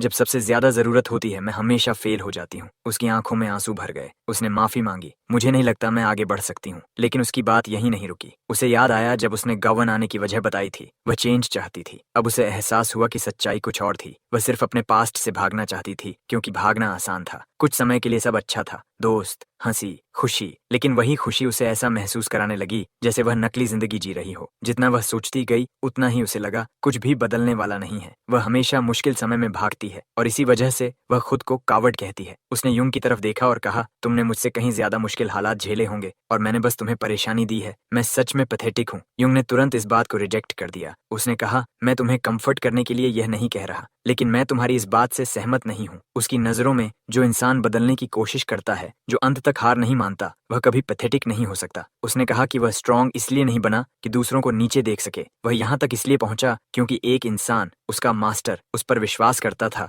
जब कोई और नहीं करता था। उसने धीरे से कहा, तुम पहले ही काफी कर चुकी हो। अगर तुम आराम करना चाहती हो तुम्हें हक है, लेकिन अगर तुम सच में बदलना चाहती हो तो इस बार मैं तुम पर विश्वास करूंगा। ये सुनकर सुमेर चुप रह गई। उसकी आंखों से आंसू बह रहे थे। उसने धीरे से अपना हाथ उसकी तरफ बढ़ाया, लेकिन जैसे ही वह आगे बढ़ी उसके दिमाग में आवाजें गूंजने लगीं। पहले तारीफ, फिर आरोप। सब तुम्हारी गलती है। शोर बढ़ता गया। तभी एक और याद सामने आई। एयरपोर्ट पर उसकी माँ उसे विदा कर रही थी। अगर बहुत मुश्किल हो जाए तो खुद को मत मजबूर करना। लेकिन तब उसने कहा था, मैं फिर भी हंटर बनना चाहती हूँ। वही वादा उसके अंदर गूंजा और इस बार उसने डर को पार कर लिया। उसका हाथ आखिरकार युंग के हाथ से मिला और उसने कहा, मुझे खुशी है कि तुम मेरी पार्टनर हो। उसी पल पीछे खड़ा गोलेम एक भयानक बीम छोड़ता है, सीधे उसे खत्म करने के लिए। पूरी गुफा रोशनी से भर जाती है। धमाका होता है। सब कुछ धुएं में छिप जाता है। लेकिन जब धूल हटती है गोलेम खुद रुक जाता है, जैसे उसे समझ ही नहीं आ रहा हो कि उसने क्या देखा। युंग अब भी उसके सामने खड़ा था, पूरी तरह सेफ। उसके शरीर के चारों ओर एक डार्क ऑरा घूम रही थी और उसकी पावर पहले से कई गुना ज्यादा थी। शांत आंखों से उसने अपनी टेक्निक का अगला स्टेज रिवील किया, बैटल गॉड स्टाइल का फर्स्ट अनलॉक। और उसके शरीर पर ब्लैक ड्रैगन की आर्मर जैसी प्रोटेक्टिव हाइड फैल गई। उसकी प्रेजेंस ही बदल चुकी थी। उधर लाइव स्ट्रीम में एमी सो रही थी और व्यूअर्स चैट में मजाक कर रहे थे। तभी अचानक एक वार्निंग अलर्ट आया और वह झटके से उठ बैठी। सिस्टम ने अनाउंस किया, जूल आइलैंड पर मिड बॉस रेड शुरू हो चुका है। ये अनएक्सपेक्टेड था। एमी ने तुरंत समझ लिया, स्टूडेंट्स उम्मीद से कहीं ज्यादा तेजी से आगे बढ़ चुके हैं। अगर कोई बॉस तक पहुंच गया है तो वह या तो ए क्लास का पूरा ग्रुप होगा या शायद एस क्लास लेवल की टीम। चैट में व्यूअर्स गेस करने लगे। कुछ बोले ये ग्रुप एफर्ट है तो कुछ ने कहा एडेला तो शायद अकेले भी कर सकती है। सच्चाई जानने के लिए एमी ने तुरंत कैमरा फीड बॉस एरिया पर स्विच किया और कहा, चलो देखते हैं आज का चैलेंजर कौन है। जैसे ही ड्रोन व्यू बदला और स्क्रीन पर इमेज आई, वह शॉक में जम गई। मिड बॉस के सामने खड़ा था युंग, वही ट्रांसफर स्टूडेंट। गुफा के अंदर समीर ने महसूस किया कि उसके आसपास का माना असामान्य स्पीड से इकट्ठा हो रहा है। युंग ने समझाया कि जो ब्लैक ड्रैगन्स हाइड उसने पहनी है वह सिर्फ उसका खुद का माना नहीं बल्कि आसपास का माना भी अब्सॉर्ब करती है और उसे रॉ स्ट्रेंथ में बदल देती है। उसने अपनी सांसों को स्टेडी किया, एक कदम आगे बढ़ा और क्रशिंग पाल्म टेक्निक रिलीज की। एक भयानक वार जिसमें डार्क एनर्जी की लहर गोलेम के शरीर में घुस गई और पूरी गुफा में काली लहर फैल गई। सुमेर डिसबिलीफ में देख रही थी कि गोलेम पहले की तरह उस एनर्जी को अब्सॉर्ब करने की कोशिश कर रहा है, लेकिन युंग ने शांत स्वर में कहा, हर चीज की लिमिट होती है, अगर कोई जरूरत से ज्यादा अब्सॉर्ब करे तो वो टूट जाता है। गोलेम अब्सॉर्ब करता रहा, लेकिन उसका शरीर कांपने लगा, फ्लो अनस्टेबल हो चुका था। युंग समझ गया कि अब एनर्जी उल्टा उसके खिलाफ काम कर रही है। डार्क ऑरा सीधे उसके कोर में घुस रही थी। उसने माना कि अकेले उसे हराना मुश्किल होता, लेकिन इस बार वह अकेला नहीं था। ये सुनते ही सुमीर को उनके बीच का कनेक्शन पहले से ज्यादा क्लियर महसूस हुआ। उसका माना, उसकी हार्ट बीट और उसका ट्रस्ट। पहली बार उसने खुद को एक्सेप्ट किया कि उसने सच में कोशिश की थी और उसका पास्ट सब कुछ डिफाइन नहीं करता। उसी पल उसने बिना हेजिटेशन अपना माना बढ़ाया। अब वह भागने वाली नहीं थी। उसने अपने समन के साथ बॉन्ड पर फोकस किया और अपनी पूरी पावर उसमें डाल दी। स्केलेटन का नया फॉर्म बना, ब्लैक ड्रैगन आर्मर की तरह ढका हुआ। गोलेम ने तुरंत प्रतिक्रिया दी। उसने बीम्स की बारिश कर दी, दोनों को क्रश करने के लिए, लेकिन डिफेंस करते हुए भी स्केलेटन आगे बढ़ा और उसी फ्लो के साथ पंच मारा जैसा युंग ने दिखाया था। गुफा कांप उठी और सुमेर पर प्रेशर बढ़ने लगा। माना लिंक बनाए रखना आसान नहीं था, लेकिन उसने कनेक्शन नहीं टूटने दिया। गोलेम स्ट्रगल कर रहा था, तभी साइड से एक और डार्क स्ट्राइक आया। जब उसने मुड़कर देखा, वह युंग था। अब उसकी इंस्टेबिलिटी और बढ़ गई। उसके कोर के अंदर एनर्जी ओवरफ्लो होने लगी और पूरी गुफा कोलैप्स होने लगी। जमीन से क्रिस्टल स्पाइक्स निकलने लगे, चारों तरफ से उसे घेरते हुए, लेकिन पीछे हटने के बजाय युंग और स्केलेटन ने साथ में सांसों को स्टेडी किया और बैटल गॉड स्टाइल की टेक्निक एक्टिवेट की। घूमते हुए अटैक्स को डिफ्लेक्ट करते हुए ब्लैक ऑरा उनके चारों ओर शील्ड बन गई। दूर मॉनिटरिंग रूम में माइन ने उसकी बॉडी पर बने आर्मर को देखा और तुरंत पहचान लिया। लिनशॉ ने बताया, यह वही इक्विपमेंट है जो कभी फिस्ट किंग ने इस्तेमाल किया था। आर्टिफैक्ट्स 4 रैंक्स में आते हैं, नॉर्मल, रेयर, यूनिक और लेजेंडरी, लेकिन कुछ स्पेशल होते हैं, एपिक जो दुनिया में सिर्फ एक होते हैं, एंशंट जिन्हें दोबारा बनाया नहीं जा सकता, और अरकाना जो दूसरी डिमेंशन की मटेरियल से बने होते हैं। माइन ने तुरंत कहा, यह ब्लैक ड्रैगन्स हाइड है, अरकाना रैंक आर्टिफैक्ट, और हैरान होकर बोली कि इसे यूज करना लगभग नामुमकिन है क्योंकि यह बहुत ज्यादा माना कंज्यूम करता है। टीचर भी शॉक थी, वह इतनी जल्दी इसे कंट्रोल कैसे कर रहा है। उधर गुफा के अंदर युंग ने उस आर्मर की पावर को अपने अंदर फैलते हुए महसूस किया। बाहर से वह डार्क और खाली और अंधेरी लग रही थी, लेकिन उसके लिए वह एक अलग ही दुनिया थी जहां उसकी ताकत, उसकी लिमिट्स, सब कुछ बदल रहा था। ब्लैक सिर्फ कलर की एब्सेंस नहीं था, बल्कि वह एक ऐसी वार्मथ थी जो हर चीज को अपने अंदर समेट लेती है बिना कुछ रिजेक्ट किए। उसी वार्मथ की वजह से युंग ओवरफ्लोइंग माना को बिना कंट्रोल खोए अब्सॉर्ब कर पा रहा था। जैसे ही मौका मिला, स्केलेटन तेजी से आगे बढ़ा और सीधा गोलेम के कोर पर पंच मारा। उसका विशाल शरीर लड़खड़ा गया, लेकिन फिर भी उसने अपनी पूरी ताकत जुटाई और युंग को कुचलने के लिए वार किया। युंग अपनी जगह से हिला तक नहीं। उसने शांत मन से अपनी शक्ति इकट्ठा की और अपनी स्टाइल का फाइनल स्ट्राइक रिलीज किया, इन्फिनिट। ब्लैक मून ने उस अटैक को सीधे टकरा कर रोक लिया। टक्कर इतनी भयानक थी कि गोलेम की मुट्ठी वहीं टूट गई और वह फोर्स उसके पूरे शरीर में फैल गई। अगले ही पल उसका कोर अपनी एनर्जी खो बैठा। क्रिस्टल ऑर्ब में दरारें पड़ी और फिर वह धीरे धीरे गायब हो गया, जबकि उसका विशाल शरीर धूल में बिखर गया। कुछ पल के लिए पूरी गुफा में सन्नाटा छा गया। लाइव स्ट्रीम पर एमी बिना कुछ बोले स्क्रीन को देखती रह गई और बाहर खड़े स्टूडेंट्स के सामने सिस्टम नोटिफिकेशन आया जिसने सबको शॉक में डाल दिया। हवा में एक पैनल उभरा, jewel area 2 boss, giant crystal golem subjugated. Golem के गायब होते ही उसकी जगह एक चमकता हुआ क्रिस्टल रह गया। युंग ने उसे उठाया और सिस्टम ने कंफर्म किया, उन्होंने जायंट क्रिस्टल गोलेम का कोर हासिल कर लिया है और 900 पॉइंट्स मिले हैं। यह देखकर सुमेर एक्साइटमेंट से भर गई और युंग ने कहा कि इतने पॉइंट से वे आसानी से 7s के लेवल तक पहुंच सकते हैं। लेकिन तभी पीछे से एक आवाज आई, ये सब तभी मायने रखता है अगर तुम यहाँ से जिंदा निकल पाओ। जब उन्होंने मुड़कर देखा, सू ह्यून और बाकी स्टूडेंट्स रास्ता रोक कर खड़े थे। उसने कहा कि उसने उम्मीद नहीं की थी कि वे गोलेम को हरा देंगे, इसलिए प्लान बदलना पड़ा। अब वे गोलेम नहीं बल्कि उन्हें हंट करेंगे। सुमेर ने विरोध किया, तुमने हमें लड़ने की परमिशन दी थी। लेकिन सू ह्यून हंस पड़ा, मैंने सिर्फ कहा था कि तुम पहले लड़ सकते हो, ये नहीं कि पॉइंट्स लेकर जा भी पाओगे। उसने अपनी एबिलिटी एक्टिवेट की, एक विशाल वाटर ड्रैगन बना जिसने पूरी गुफा में दबाव भर दिया। अटैक उनकी तरफ बढ़ा, उन्हें मजबूर करते हुए कि वे अपना पॉकेट दे दें। स्केलेटन आगे बढ़ा ब्लॉक करने के लिए, लेकिन पानी ने दोबारा फॉर्म लेकर उसकी डिफेंस तोड़ दी और एक ही वार में उसे चकनाचूर कर दिया। सुमेर शॉक में जम गई। बाकी स्टूडेंट्स बोले, तुम दोनों ने गोलेम में ही सारा माना खत्म कर दिया होगा, अब सरेंडर कर दो। सुमेर ने महसूस किया कि उसका माना लगभग खत्म है, वह कुछ भी यूज नहीं कर सकती। लेकिन जब उसने युंग की तरफ देखा, वह काम स्माइल कर रहा था। उसने कहा, हमारे पास इनफ पॉइंट्स हैं, अब लड़ने की जरूरत नहीं, अब चलने का वक्त है। सू ह्यून हंसा, भागोगे? पीछे रास्ता बंद है, कहाँ जाओगे? युंग ने सीधे जवाब नहीं दिया। उसने उसका हाथ पकड़ा और कहा, हमारा रास्ता जमीन पर नहीं है, हमारा रास्ता लिमिटलेस स्काई है। सू ह्यून ने तुरंत अक्वा वॉर्टेक्स एक्टिवेट किया। पानी का स्पीयर उनकी तरफ दौड़ा, लेकिन उससे पहले कि अटैक लगता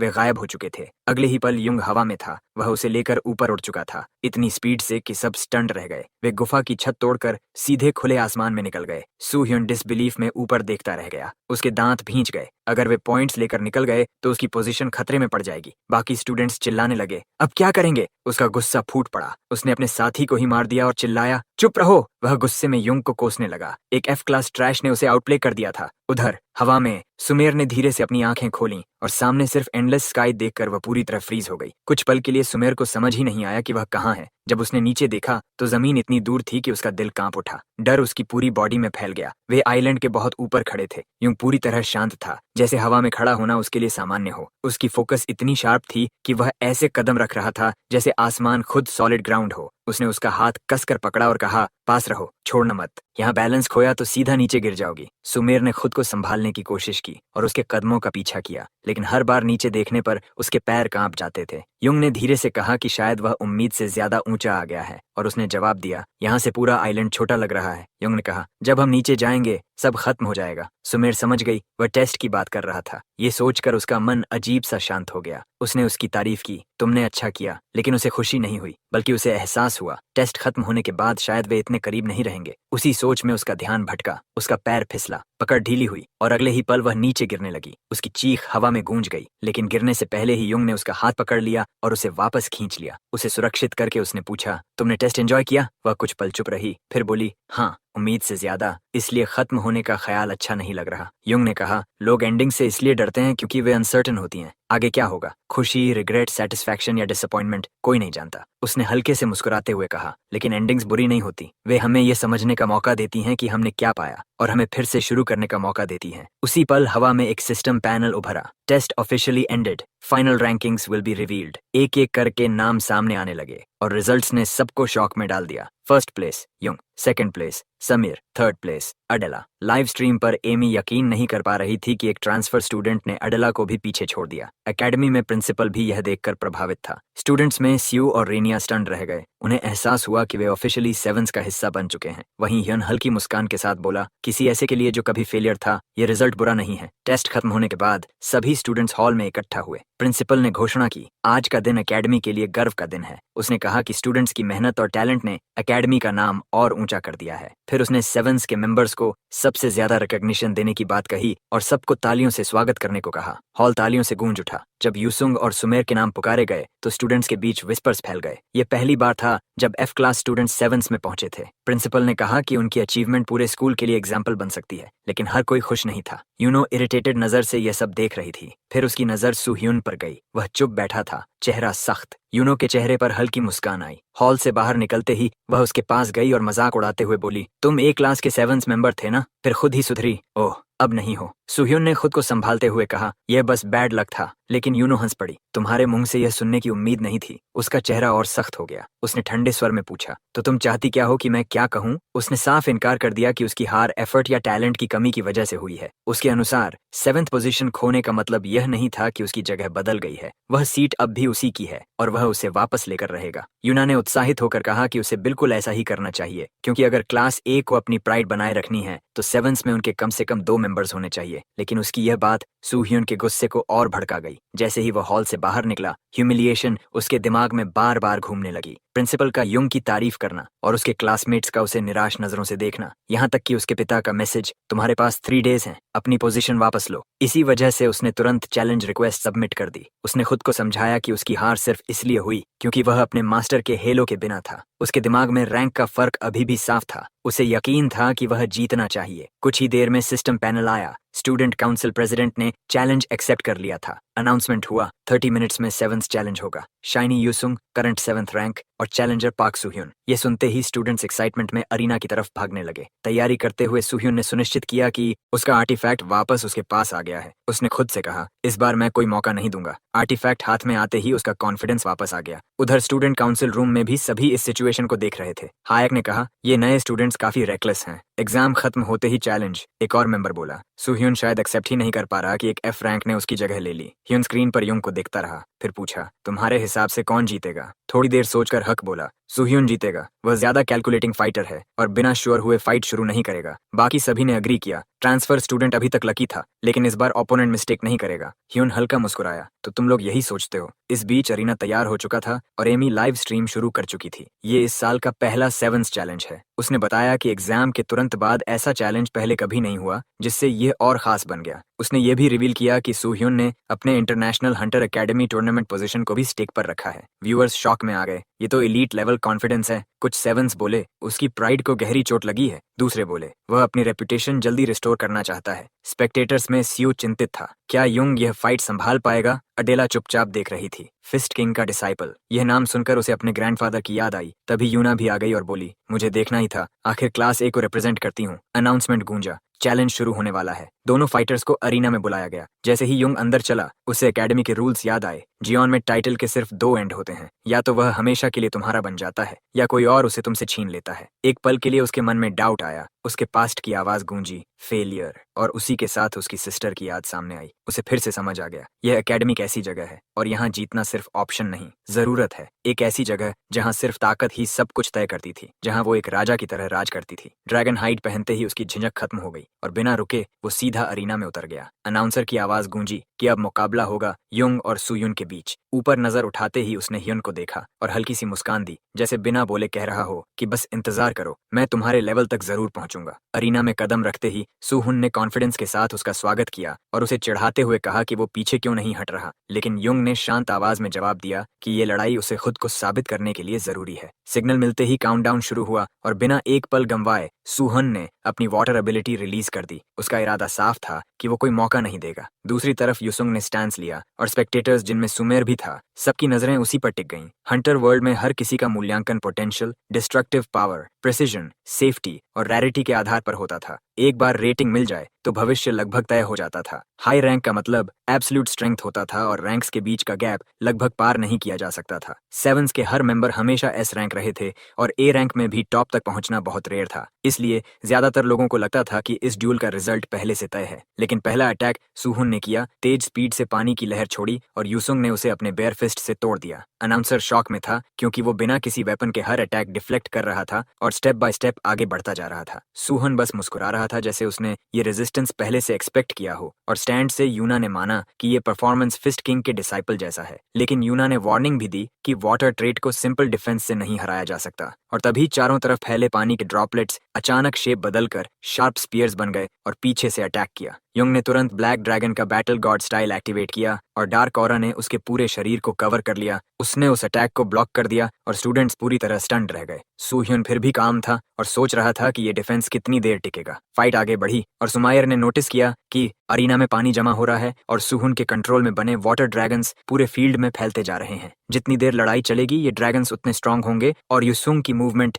धीरे धीरे रिस्ट्रिक्टेड होती जाएगी। अगर ऐसा चलता रहा तो उसका माना पहले खत्म होगा और हार तय है। यह समझकर सुहुन ने कॉन्फिडेंट आवाज में कहा कि मैच खत्म हो चुका है और फिनिशिंग मूव के लिए तैयार हो गया। लेकिन उसी पल युसुंग ने अपना ट्रेट एक्टिवेट किया और ब्लैक ड्रैगन स्टाइल के साथ फॉलिंग मून किक मारा। एक ही वार में वाटर ड्रैगन्स बिखर गए और वो सीधा काउंटर अटैक के लिए आगे बढ़ा। सुह्युन ने तुरंत अपनी रिंग एक्टिवेट की और राजिया को बुलाकर उस अटैक को ब्लॉक कराया। एक विशाल विंग उसके सामने प्रकट हुआ जिसने स्ट्राइक को रोक लिया। स्पेक्टेटर्स शॉक्ड रह गए क्योंकि वो आर्टिफैक्ट पहचान चुके थे। ये राजाज रिंग था जो यूनिक ग्रेड आइटम था। लिन शियाओ ने फाइट रोकने की बात कही, लेकिन मिन ने कहा कि ड्यूअल ट्रेनिंग का हिस्सा है और कोई रूल ब्रेक नहीं हुआ। सुह्युन ने हंसते हुए कहा कि सिर्फ मेहनत रैंक के फर्क को पार नहीं कर सकती और अब उसे पूरा यकीन था कि ये फाइट खत्म हो चुकी है। इस रिंग के पीछे एक डरावनी सच्चाई थी, एक इंसिडेंट जिसे पिलर ऑफ लाइट कहा जाता था। 22 के कोस्ट के पास एक विशाल नीला टनल था जो धरती के अंदर गहराई तक जाता था और लोग इसे सिर्फ कहानी समझते थे, लेकिन वो असली था। वहां सील्ड था एक मॉन्स्टर, वाटर ड्रैगन राजा, और उसी की शक्ति उस रिंग में थी। इसलिए सुहुन के अटैक्स रैंक 5 मॉन्स्टर जितने पावरफुल थे। उसने पूरी ताकत से एक मैसिव वाटर बीम छोड़ा जो सीधे युंग की तरफ बढ़ा, लेकिन युंग ने उसे एक क्रशिंग पाम से रोक लिया और दोनों ताकतें टकराईं। पूरा अरीना हिल उठा,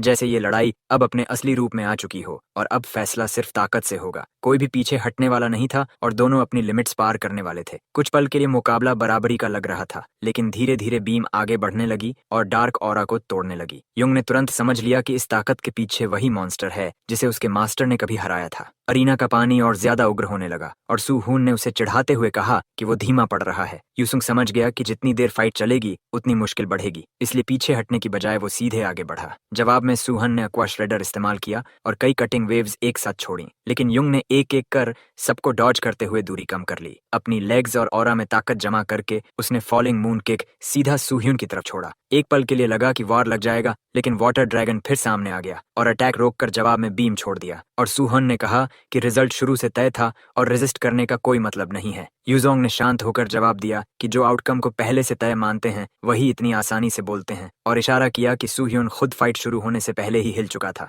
ये सुनकर सूहुन गुस्से में आ गया और बोला कि जब तक राजा उसके साथ है जीत पक्की है। लेकिन तभी अचानक वाटर ड्रैगन गायब हो गया और रिंग का बैरियर टूट गया। ये बदलाव देखकर वो स्टन्ड रह गया और समझ नहीं पाया कि क्या हुआ। युंग ने कहा कि हर मेहनत का फल नहीं मिलता और कुछ लोग लिमिट्स को बहुत जल्दी मान लेते हैं। सूह्युन ने इनकार किया और चिल्लाया कि उसकी ताकत को कोई नहीं तोड़ सकता, खासकर एक F क्लास हंटर नहीं। लेकिन बात पूरी होने से पहले ही युंग का पंच उसके पेट में लगा और बैरियर पूरी तरह टूट गया। फाइट खत्म हो गई। यूसुंग ने साफ कहा कि वो किसी को अपनी डेस्टिनी तय नहीं करने देगा, और स्टैंड से ह्यून ये सब देखती रही और मुस्कुराई जैसे ये बात उससे भी कही गई हो। जल्द ही रिजल्ट अनाउंस हुआ। सू ह्यून 7th चैलेंज हार चुका था और युंग अपनी पोजीशन बनाए रखेगा। सू ह्यून ने अपनी टूर्नामेंट स्पॉट कोलैटरल में रखी थी, इसलिए इस जीत के साथ युंग को इंटरनेशनल हंटर एकेडमी टूर्नामेंट का टिकट भी मिला, जो हंटर एसोसिएशन द्वारा आयोजित ग्लोबल कंपटीशन था, जहां विनर को बड़ी वेल्थ और रेयर आर्टिफैक्ट्स मिलते थे। अरीना से बाहर आते ही सुमीर और बाकी लोग उसकी हालत देखकर उसके पास दौड़े और कहा कि उसे तुरंत ट्रीटमेंट चाहिए, लेकिन हक ने उन्हें रोकते हुए कहा कि यहाँ खड़े रहने के बजाय आगे बढ़ो। तभी हॉन वहां पहुंची और युंग को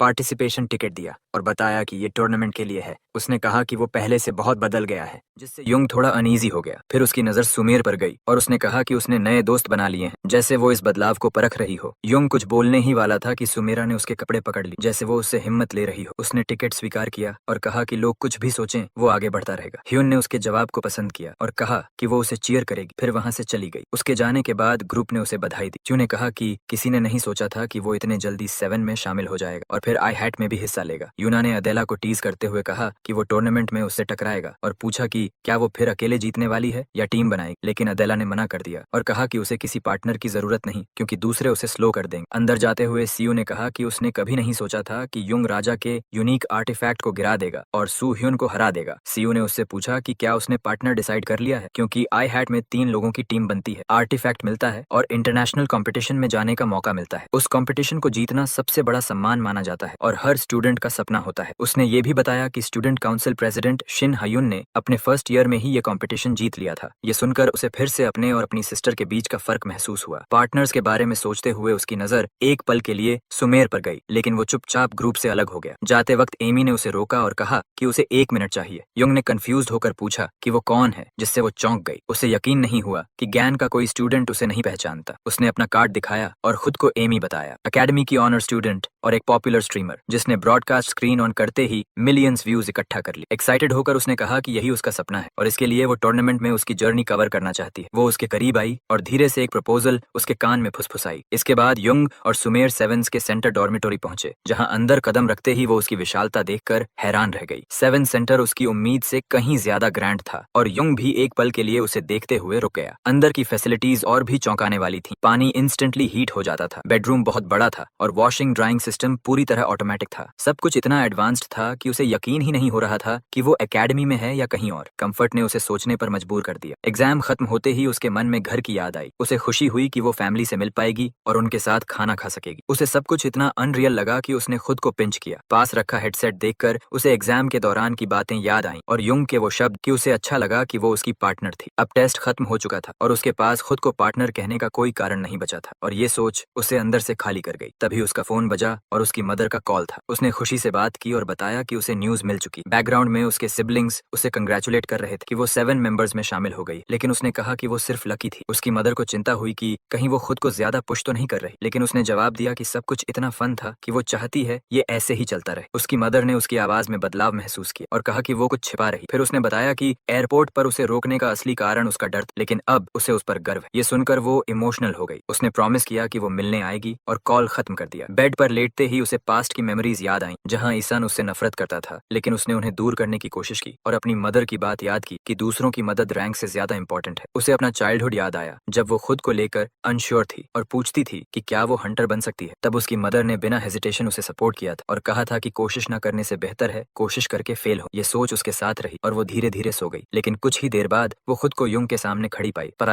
पसीने में भीगी हुई। ह्यून उसके डोर के सामने खड़ी थी और हिम्मत जुटाने की कोशिश कर रही थी। उसने डिसाइड किया था कि वो उसकी पार्टी ज्वाइन करेगी और टूर्नामेंट के लिए उसकी पार्टनर बनेगी। लेकिन जैसे ही उसने इमेजिन किया कि वो ये बात कहेगी, उसके शब्द ही नहीं निकले। आखिर में उसने हिम्मत हार दी और बस उसे चीयर करके वहां से चली गई। उसी रात समीर सो नहीं पा रही थी। उसके दिमाग में उसके वर्ड्स घूम रहे थे और उसका इनकरेजमेंट उसे और बेचैन कर रहा था। वो खुद को डांटती रही कि वो जरूरत से ज्यादा सोच रही है और खुद को डमी कहती रही, लेकिन फिर भी उसका मन शांत नहीं हुआ। देर रात युंग अपने क्वार्टर्स में अकेले ट्रेनिंग पोर्टल में गया। खाली स्पेस में खड़े होकर उसके ख्याल अपनी सिस्टर की तरफ चले गए। जब से वो पैदा हुई थी वो हमेशा दूसरों से अलग थी। वो समझ सकता था कि उसकी सिस्टर क्या सोच रही, फिर भी वो हमेशा शीनो फैमिली की प्राइड रही थी और इसी वजह से उसे उसके सामने एक अजीब सा डर महसूस होता था। अब भी वो सोच रहा था कि क्या वो अब भी वही कमजोर इंसान है जो पहले था। तभी पीछे से आवाज आई कि उसे यहाँ देखकर हैरानी हो रही है। सुहन उसके पास आया और बोला कि जीतने के बाद विनर इतना शांत नहीं दिखना चाहिए। उसने उसे एक बोतल दी और युंग ने बिना हिचक उसे ले लिया। सुहन ने कहा कि टूर्नामेंट इतना करीब है और वो बिना सोचे पी रहा है, लेकिन उसने जवाब दिया कि ये सस्पिशियस नहीं लगती। सुह्युन ने उसे वार्निंग दी कि गाउन में किसी पर भरोसा मत करना क्योंकि हर कोई राइवल है। तभी पीछे से सुयुन ने उसे बुलाया और वो कुछ देर के लिए चला गया। उसे जाते हुए देखकर युंग हल्का सा मुस्कुराया और कहा कि सुह्युन हमेशा उल्टा बोलता है, एफर्ट को बेकार कहता है लेकिन खुद कभी रुकता नहीं और दूसरों को ट्रस्ट न करने को कहता है, फिर भी खुद किसी पर भरोसा करता है। ये सुनकर सुहुन ने पूछा कि वो सच में क्या चाहता है और जीत के बाद भी उसके चेहरे पर ऐसा एक्सप्रेशन क्यों है। थोड़ी देर चुप रहने के बाद उसने कहा कि उसका गोल सिंपल है, वो सबसे स्ट्रांग बनना चाहता है। सुह्युन ये सुनकर चौंक गया और पूछा कि क्या वो सीरियस है। उसे याद दिलाया कि गाउन में भी स्टूडेंट काउंसिल प्रेसिडेंट हायुन सबसे ऊपर है। युंग ने कहा कि इसी वजह से उसे हराना है चाहे कुछ भी हो। सुहुन कुछ पल चुप रहा, फिर उसे लक विश किया और कहा कि वो उसके लिए चीयर करेगा। उसने माना कि हारने के बाद ये कहना ऑकवर्ड है, लेकिन आई हैड बहुत ज्यादा मुश्किल होगा और अगर उसे सर्वाइव करना है तो उसे अपनी सबसे स्ट्रांग कार्ड इस्तेमाल करनी होगी। वो चला गया और यूसुंग पोर्टल में खड़ा उन्हीं बातों के बारे में सोचता रहा। उसी रात समीर ने थकी हुई आंखों से दरवाजा खोला और सामने युंग को देखकर शॉक में जम गई। उससे कुछ समझ आता उससे पहले उसने उसके कंधे पकड़ ली और सीरियस होकर उससे मदद मांगी, जिससे वो पूरी तरह फ्लस्टर्ड हो गई। कंफ्यूज्ड होते हुए भी उसने तुरंत हाँ कर दी और खुद को संभालते हुए पूछा कि उसे किस तरह की मदद चाहिए। Rank 4 mid class dungeon forest of the spirits के अंदर समीर चारों तरफ के ग्लूमी माहौल को देखकर हैरान रहे, जहाँ कब्रें और अनडेड भरे हुए थे। युंग ने उसे याद दिलाया कि सुह्युन ने पहले ही बताया था कि एनएचआइट कंपटीशन यहीं हो। उसे याद आया कि वहाँ का danger zone graveyard of despair कहलाता है, जहाँ 14 तरह के अनडेड मॉन्स्टर्स होते हैं और बॉस एक लिच होता है। युंग ने कहा कि इसी वजह से वो उसे यहाँ लाया है ताकि वो पहले से प्रैक्टिस कर सके। सामीर ने कहा कि वो शायद गूल या स्केलेटन जैसे अनडेड कंट्रोल कर सकती है क्योंकि वो नॉर्मली 3 ही समन कर पाती है, लेकिन युंग ने कहा कि वो इससे भी आगे जाएंगे। तभी जमीन हिली और फॉग से काउंटलेस अनडेड निकलकर एक आर्मी बन गए। डेड नाइट ने हॉलो आवाज में कहा कि जो भी जिंदा यहाँ आएगा उसे वेंजफुल स्पिरिट्स अपना बना लेंगे। ये देखकर सामीर डर से फ्रीज हो गई और पूछा कि क्या सच में उसे इन्हें समन करना है। युंग ने कामली हाँ कहा और आगे बढ़ गया। वो बिना हिचक आर्मी के बीच घुस गया और इस बार उसने कोई रिस्ट्रेंट नहीं रखा। एक ही चार्ज में उसने कई स्केलेटन्स तोड़ दिए और ड्रैगन पाम से अनडेड लीडर को इंस्टेंटली खत्म कर दिया। रास्ता साफ करने के बाद उसने कहा कि अब उसकी बारी है और डार्क नाइट रीजनरेट होने से पहले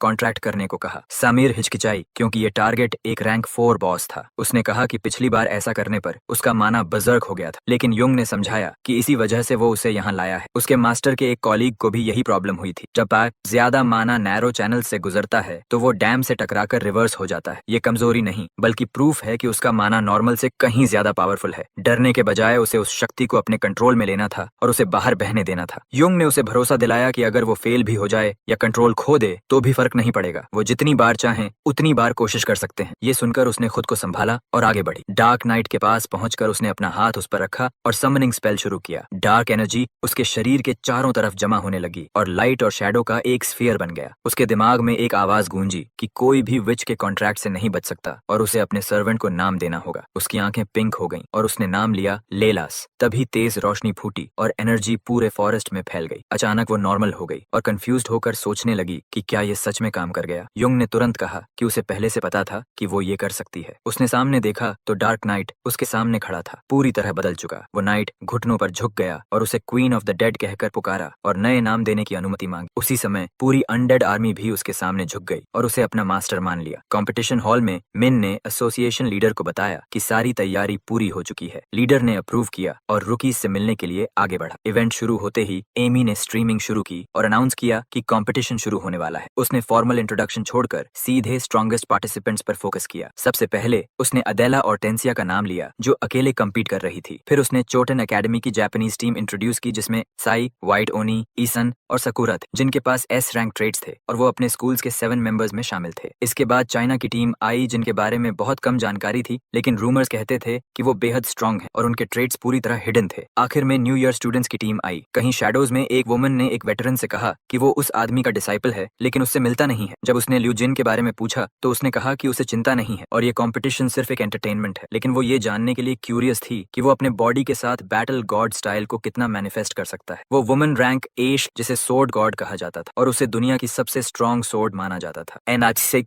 कंपटीशन ऑफिशियली शुरू हुआ और स्टूडेंट्स को पोर्टल्स की तरफ बढ़ने को कहा गया। कई हाई रैंक हंटर्स जैसे काजुकी शोची, जुइम चिन और रोसा ग्रीनवुड इस इवेंट को ऑब्जर्व कर रहे थे। उन्होंने नोटिस किया कि एक पार्टिसिपेंट सोलो लड़ रहा है और हिमचंद ने उसे अदेला के रूप में पहचाना, जो अकेडमी सिटी में पहले से फेमस हो चुकी थी। रोजा ने कहा कि इस साल इतने टैलेंटेड स्टूडेंट्स देखना इंप्रेसिव है, खासकर जब एक ही अकेडमी से 2 स्ट्रॉन्ग टीम्स आई हैं और रुकी टॉपिक बन चुका है। थोड़ी देर बाद एसोसिएशन लीडर ने स्पीच दी और स्टूडेंट्स को अननोन का सामना करने के लिए करेज की शुभकामनाएं दी और कंपटीशन ओपन कर दिया। पार्टिसिपेंट्स पोर्टल्स में जाने लगे। सुमेर थोड़ी हेजिटेंट थी, लेकिन युंग ने उसे एनकरेज किया और प्लान फॉलो करने को कहा। ये सुनकर उसने हिम्मत जुटाई और उसके साथ अंदर चली गई। दूर से ईसा ने उसे देखा और कंफ्यूज्ड हो गया कि क्या वो सच में समीर है। सेमेट्री ऑफ डिस्पेयर के अंदर पहुंचते ही गूल्स सामने आ गए और जगह का स्केल बहुत बड़ा लगा, बिल्कुल नेशनल हंटर कंपटीशन के लेवल का। युंग ने कहा कि वो रेडी हैं और सुमेर ने तुरंत mists of the dead activate कर दिया। यूसुंग ने उसे सपोर्ट किया ताकि वो पूरी तरह फोकस कर सके और उसे याद दिलाया कि ये उनकी स्पेशल ट्रेनिंग का रिजल्ट है। गूल्स उनकी तरफ दौड़े, लेकिन टारगेट तक पहुंचने से पहले ही डार्क नाइट आगे आया और एक ही वार में गूल को रोक दिया। उसने तुरंत सोल्जर्स को आदेश दिया कि सभी एनिमीज को खत्म करो और अपने मास्टर की रक्षा करो। ये अचानक कमांड देखकर स्ट्रीम देख रहे व्यूअर्स चौंक गए, क्योंकि फाइट उम्मीद से बिल्कुल अलग चल रही थी। नाइट्स ने रैम्पेज मचाया और कुछ ही पलों में गूल्स को खत्म कर दिया। सिचुएशन क्लियर होते ही युंग ने कहा कि अब असली लड़ाई शुरू करने का समय है। सुमेर ने डार्क नाइट को फिर समन किया और याद किया कि सेमेट्री ऑफ डिस्पेयर में 2 बॉस मॉन्स्टर्स हैं, लिच किंग और soul harvester reaper. Exam pass करने के लिए एक को हराना काफी था, लेकिन उनका लक्ष्य दोनों को हराना था। ये सोचकर वो डिटर्मिनेशन के साथ आगे बढ़ी। खुद को उतना स्ट्रॉन्ग साबित करना चाहती थी जितना युंग उस पर भरोसा करता था। एफिशिएंट लड़ाई के लिए दोनों अलग हो गए और बाहर ऑब्जर्वर्स उन्हें ध्यान से देख रहे थे। रोजा मुस्कुराई और हिमचंद ने कहा कि लगता है उन्होंने पहले से पूरी तैयारी कर रखी है। कंपटीशन के दौरान सू हुन से उसके टीममेट ने पूछा कि कौन जीतेगा, तो उसने कहा कि ज्यादातर टीम्स पहले ही इंटरनेशनल टूर्नामेंट के लिए क्वालिफाई कर चुकी हैं, इसलिए असली मुकाबला युंग और अदेला के बीच है। विनिंग साइड को इंटरनेशनल कंपटीशन का टिकट मिलेगा, इसलिए ये फाइट सबसे महत्वपूर्ण है। यूना ने कॉन्फिडेंट होकर कहा कि विनर पहले से तय है। उसने याद दिलाया कि अदेला गाउन में फर्स्ट रैंक पर है और लेजेंडरी हंटर एडन और टेंसिया की ग्रैंड डॉटर है। उसका रेयर आई स्ट्रेट उसे दुनिया भर में फेमस बना चुका था और इटली में उसने बियांका एकेडमी के हर रुकी को हराया था और अपने पीयर्स में भी बहुत आगे थी। इसी वजह से उसे दुनिया के टॉप 3 रुकीज में गिना जाता था। फील्ड के अंदर अदेला अकेले बॉस एरिया में पहुंची और आइस वॉरलॉक केला का सामना किया, जो डेंजर रैंक 4 मॉन्स्टर था। वॉरलॉक ने उसे चिढ़ाया, लेकिन उसने तुरंत अटैक कर दिया और एक मैसिव पावर रिलीज की। एक्सप्लोजन ने पूरे एरिया को भर दिया और कुछ पल के लिए वॉरलॉक ने उसे कर्स किया। स्मोक हटते ही अदेला उसके सामने खड़ी थी। उसकी आंखें ठंडी चमक रही थीं। वॉरलॉक ने फिर कर्स करने की कोशिश की, लेकिन उसने कहा कि उसे ये आवाज पसंद नहीं और एक ही पल में फाइट खत्म कर दी। वॉरलॉक बिना रेजिस्टेंस के हार गया और उसने कंप्लेंट किया कि ये बहुत बोरिंग था। दूसरी तरफ हान सोला की टीम मॉन्स्टर्स से लड़ रही थी और garden of the Holi land को एक्टिवेट करने की कोशिश कर रही थी। सियोला ने आखिरी वुल्फ को हराया और बॉस के आने का इंतजार किया, लेकिन अचानक सराउंडिंग्स डार्क हो गई और उसे शक हुआ। रिएक्शन करने से पहले ही उसके कंधे में कुछ आर पार हो गया। लोन वुल्फ ऑफ मून, एक वेयरवुल्फ उसके पीछे आ गया और उसने अटैक कर दिया, जिससे वो हेल्पलेस हो गई। तभी ल्यू जिन आगे आया और उसे पीछे हटने को कहा। उसने अकेले बॉस का सामना किया, वेपन निकाला और एक ही स्ट्राइक में वेयरवुल्फ को काउंटलेस कट्स में खत्म कर दिया। फाइट तुरंत खत्म हो गई और सियोला शॉक में रह गई। बैटल के बाद उसने कहा कि अगली बार पीछे रहे, क्योंकि वो सिर्फ रास्ते में आएगी। उसने अपॉलॉजी दी और टीम ने पोर्टल क्लियर कर लिया। अदेला सबसे पहले बाहर आई और सिर्फ 3 मिनट्स 15 सेकंड्स में क्लियर कर दिया। ऑब्जर्वेशन रूम में काजुकी ने कहा कि वो पहले ही खत्म कर चुकी है और हिमचंद ने कहा कि फर्स्ट प्लेस तो उसी का होगा, क्योंकि उसकी स्ट्रेंथ बाकी सबसे बहुत आगे है। सेकंड फास्टेस्ट लू जिन की टीम थी 4 मिनट्स 35 सेकंड्स के साथ और थर्ड प्लेस चोटन एकेडमी की टीम रही 5 मिनट्स 11 सेकंड्स में। आइसिन लगातार पोर्टल की तरफ देख रहा था और समीरा को लेकर वरीड था, जबकि यूना मुस्कुरा रही थी और कह रही थी कि रिजल्ट वही है जिसकी उसे उम्मीद थी। यूना ने कहा कि ये साफ है कि अडेला एक मॉन्स्टर है और उसे कोई नहीं हरा सकता।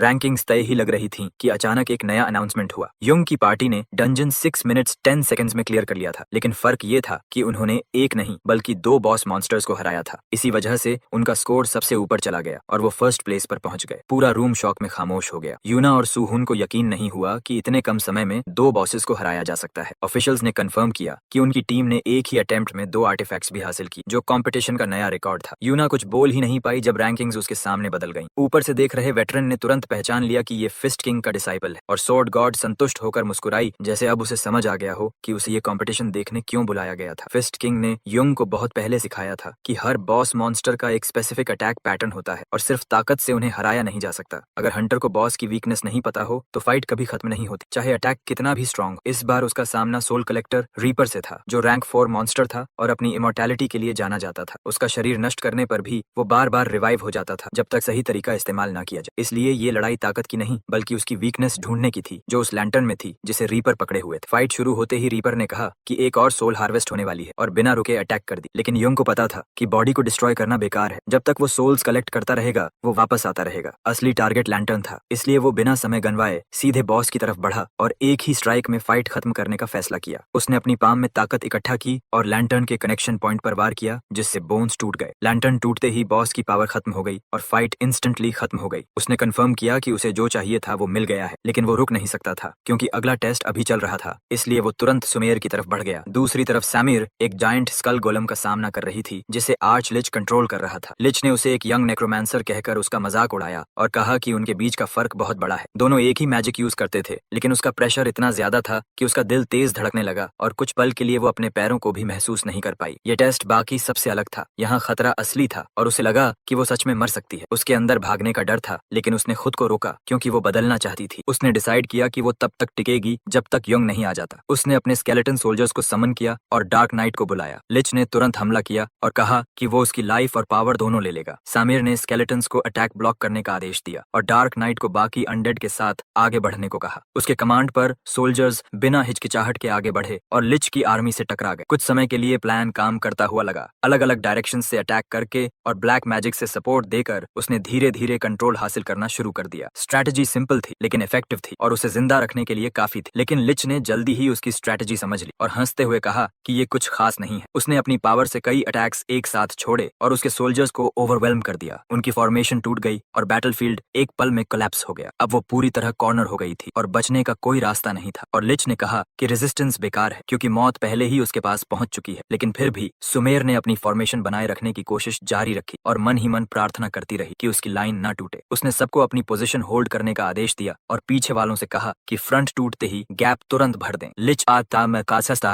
लिच ये देखकर हैरान था कि उसके समन्स समय के साथ और स्ट्रांग होते जा रहे हैं। उसे समझ आ गया कि वो बैटल के दौरान अडेप्ट कर रही है। उसने उसकी टैलेंट की तारीफ की लेकिन फिर भी कहा कि वो यहीं मरेगी। उसने माना इकट्ठा किया और एक बड़ा रेड स्फीयर बनाकर उनकी तरफ निकाला। सुमेर ने स्केलेटन को स्किल एक्टिवेट करने का आदेश दिया, लेकिन लिच हंसते हुए बोला कि ऐसा वीक अटैक उसे नहीं रोक सकता। उसे महसूस हुआ कि अटैक की माना बहुत ज्यादा है और वो अकेले इसे रोक नहीं सकती। लेकिन उसने ये भी नोटिस किया कि इतना पावर इस्तेमाल करने के बाद उसकी डिफेंस कमजोर हो गई है। उसने ये मौका समझकर अपना सारा माना लगाने का फैसला किया और डार्क नाइट को आगे बढ़ने का आदेश दिया। डार्क नाइट अटैक को चीरते हुए आगे बढ़ा। लीच ने माना कि अटैक इंप्रेसिव है लेकिन स्कल गोलम बैरियर उसे नहीं तोड़ सकता। उसी समय उसने स्केलेटन को एक्ट करने का आदेश दिया। स्केलेटन अचानक ऊपर से प्रकट हुआ और लिच को सरप्राइज कर दिया। फिर imitation of dark moon technique से उसे भारी डैमेज दिया। लिच घायल हुआ लेकिन काम रहा और बोला कि ये अटैक डेंजरस था लेकिन काफी नहीं। उसने क्लाउड ऑफ डिस्पेयर एक्टिवेट किया और ब्लैक फ्लेम्स फैल गईं जो एसिड की तरह अनडेड सोल्जर्स को पिघलाने लगी। उसने कहा कि अनसमन बेसिक स्किल है और अब सिर्फ प्योर माना बचा है। पावर अब्सॉर्ब करते हुए उसका बॉडी इवॉल्व होने लगा और उसने कहा कि वीक नेक्रोमांसर्स स्ट्रॉन्ग के लिए सिर्फ फूड होते हैं। मेटामॉर्फोसिस के बाद उसने सबसे डेंजरस ओपोनेंट को खत्म करने का फैसला किया और डेथ नाइट की तरफ दौड़ा। सुमेर ने प्रार्थना की कि वो थोड़ा और टिक जाए, लेकिन लिच की सोर्ड ने नाइट को चीर दिया और उसे तोड़ दिया। फिर भी वो काम रही क्योंकि सब प्लान के अनुसार हो रहा था। लिच हंसा और बोला कि आर्टिफैक्ट की पावर ने लड़ाई खत्म कर दी, लेकिन उसने जवाब दिया कि वो इसी पल का इंतजार कर रही थी। तभी एक आवाज आई कि मेटामॉर्फोसिस के बाद लिच किंग की फिजिकल डिफेंस कमजोर हो जाती है। युंग अचानक उसके सामने आ गया और अटैक रोक दिया। उसने उसकी तारीफ की कि वो इतना देर तक टिकी रही और कहा कि अब बाकी वो संभाल लेगा। लिच गुस्से में चिल्लाया, लेकिन युसुंग ने कहा कि अनडेड लिच से लड़ना मार्शल आर्टिस्ट के लिए मुश्किल होता है, लेकिन एंड्योरेंस फाइट में रिजल्ट बदल जाता है। उसने लाइच का और भी दूर फेंका और तुरंत डिस्टेंस क्लोज कर लिया। एक डिसाइसिव स्ट्राइक में उसने लिच का शरीर तोड़ दिया और फाइट खत्म कर दी। दोनों बॉसेस खत्म हो गए। रिवॉर्ड में युसुंग को इमॉर्टल रिंग मिला, लेकिन उसने कहा कि ये सुमेर के लिए ज्यादा सूटेड है। उसने मना किया, लेकिन उसने खुद उसके हाथ में रिंग पहना दी। एक पल के लिए उसे ये सीन शादी जैसा लगा और वो शर्म से चुप हो गई। रिजल्ट अनाउंस हुआ कि गायन रुकीज ने पहली बार में ही 2 बॉसेस हराकर नया रिकॉर्ड बनाया और चैंपियनशिप जीत ली, जिससे सब शॉक्ड रह गए।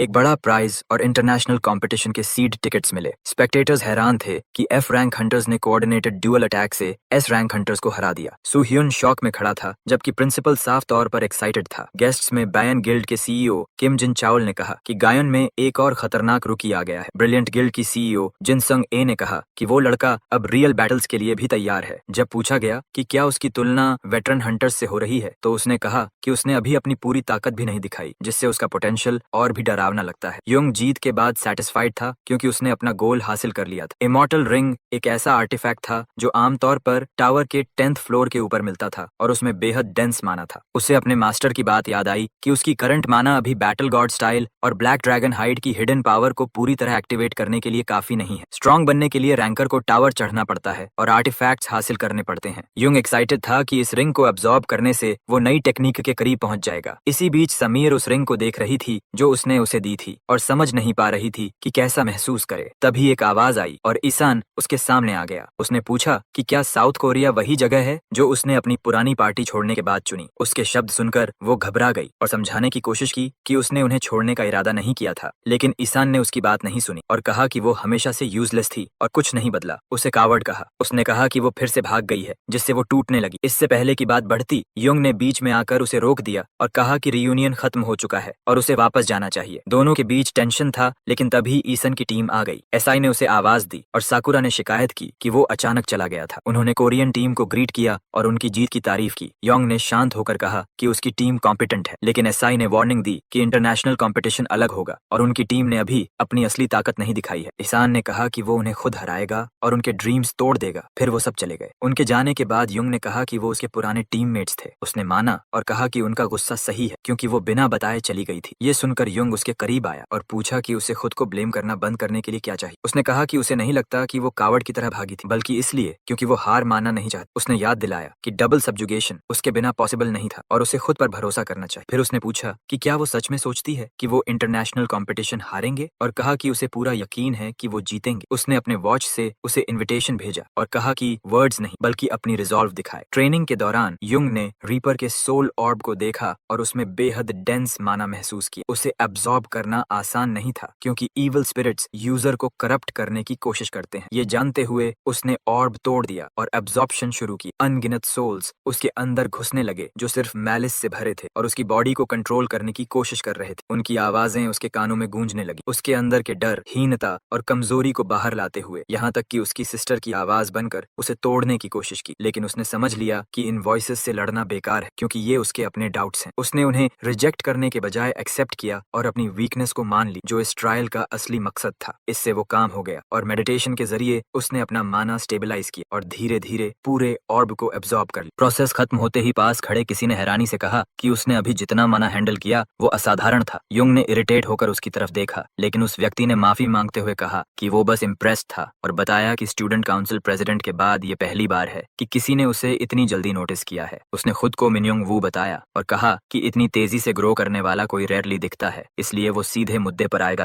उसने युंग को स्टूडेंट काउंसिल में शामिल होने का ऑफर दिया और बताया कि ये गाउन की सबसे एलीट ग्रुप है और इंटरनेशनल क्वालिफायर जीतने के बाद वो इसके लिए पूरी तरह योग्य है। उसने ये भी कहा कि ये इन्विटेशन खुद प्रेसिडेंट की तरफ से आया है, जिसे ठुकराना आसान नहीं होगा। लेकिन युंग ने बिना सोचे तुरंत मना कर दी, जिससे वो चौंक गया। सियांग वू ने उसे वार्निंग दी कि स्टूडेंट काउंसिल के खिलाफ जाना परेशानी ला सकता है, लेकिन युंग ने शांत होकर कहा कि वो ये बात किसी से ज्यादा समझता है और इसी वजह से वो एक्सेप्ट नहीं कर सकता क्योंकि वो प्रेसिडेंट को ही सरपास करना चाहता है। इतना कहकर वो ट्रेनिंग ग्राउंड से निकल गया। बाद में चेरी ब्लॉसम के पेड़ों के नीचे चलते हुए वो गिरते हुए पेटल्स को देखने लगा और हल्की मुस्कान। तभी पीछे से सुमेर आई और दोनों साथ चलने लगे। ब्लॉसम्स को देखते हुए उसने कहा कि ये सिर्फ 2 हफ्तों के लिए खिलते हैं और फिर गिर जाते हैं। जब युंग ने पूछा कि क्या इससे उसे दुख होता है, तो उसने सिर हिलाकर कहा कि कम समय ही उन्हें और खूबसूरत बनाता है। थोड़ी देर हेजिटेशन के बाद उसने हिम्मत जुटाई और कहा कि उसने डिसाइड किया है कि वो उसकी पार्टी ज्वाइन करेगी। उसने झुककर कहा कि वो उसके साथ फिर से काम करना चाहती। युंग ने भी झुककर जवाब दिया कि वो उसका ख्याल रखे। तभी सीवू और रेना आ गए और सबसे पूछा कि हॉलीडेज के लिए क्या प्लान्स हैं। समीर ने कहा कि वो जापान जाएगी, जिससे उसके फैमिली के बारे में बात शुरू हो गई और बात यूसुंग पर भी आ गई। उसने हल्की हेजिटेशन के साथ कहा कि उसका फैमिली बिजी है और टॉपिक वहीं खत्म हो गया। दूसरी तरफ प्रिंसिपल अपकमिंग मिशन के कैंडिडेट्स को देख रहा था और अदेला और युंग दोनों के बारे में सोच रहा था। स्किल के हिसाब से दोनों ही कंट्री को रिप्रेजेंट कर सकते थे। सवाल सिर्फ ये था कि कौन ज्यादा सूटेबल है। काफी सोचने के बाद प्रिंसिपल मुस्कुराया क्योंकि उसने अपना फैसला कर लिया था। उसी समय यूना शॉपिंग कर रही थी जब उसे प्रिंसिपल का मैसेज मिला जिसमें उसे युंग के साथ जॉइंट मिशन असाइन किया गया था। नोटिफिकेशन देखते ही वो मुस्कुराई और सोचा कि अगला मिशन काफी इंटरेस्टिंग होने वाला है।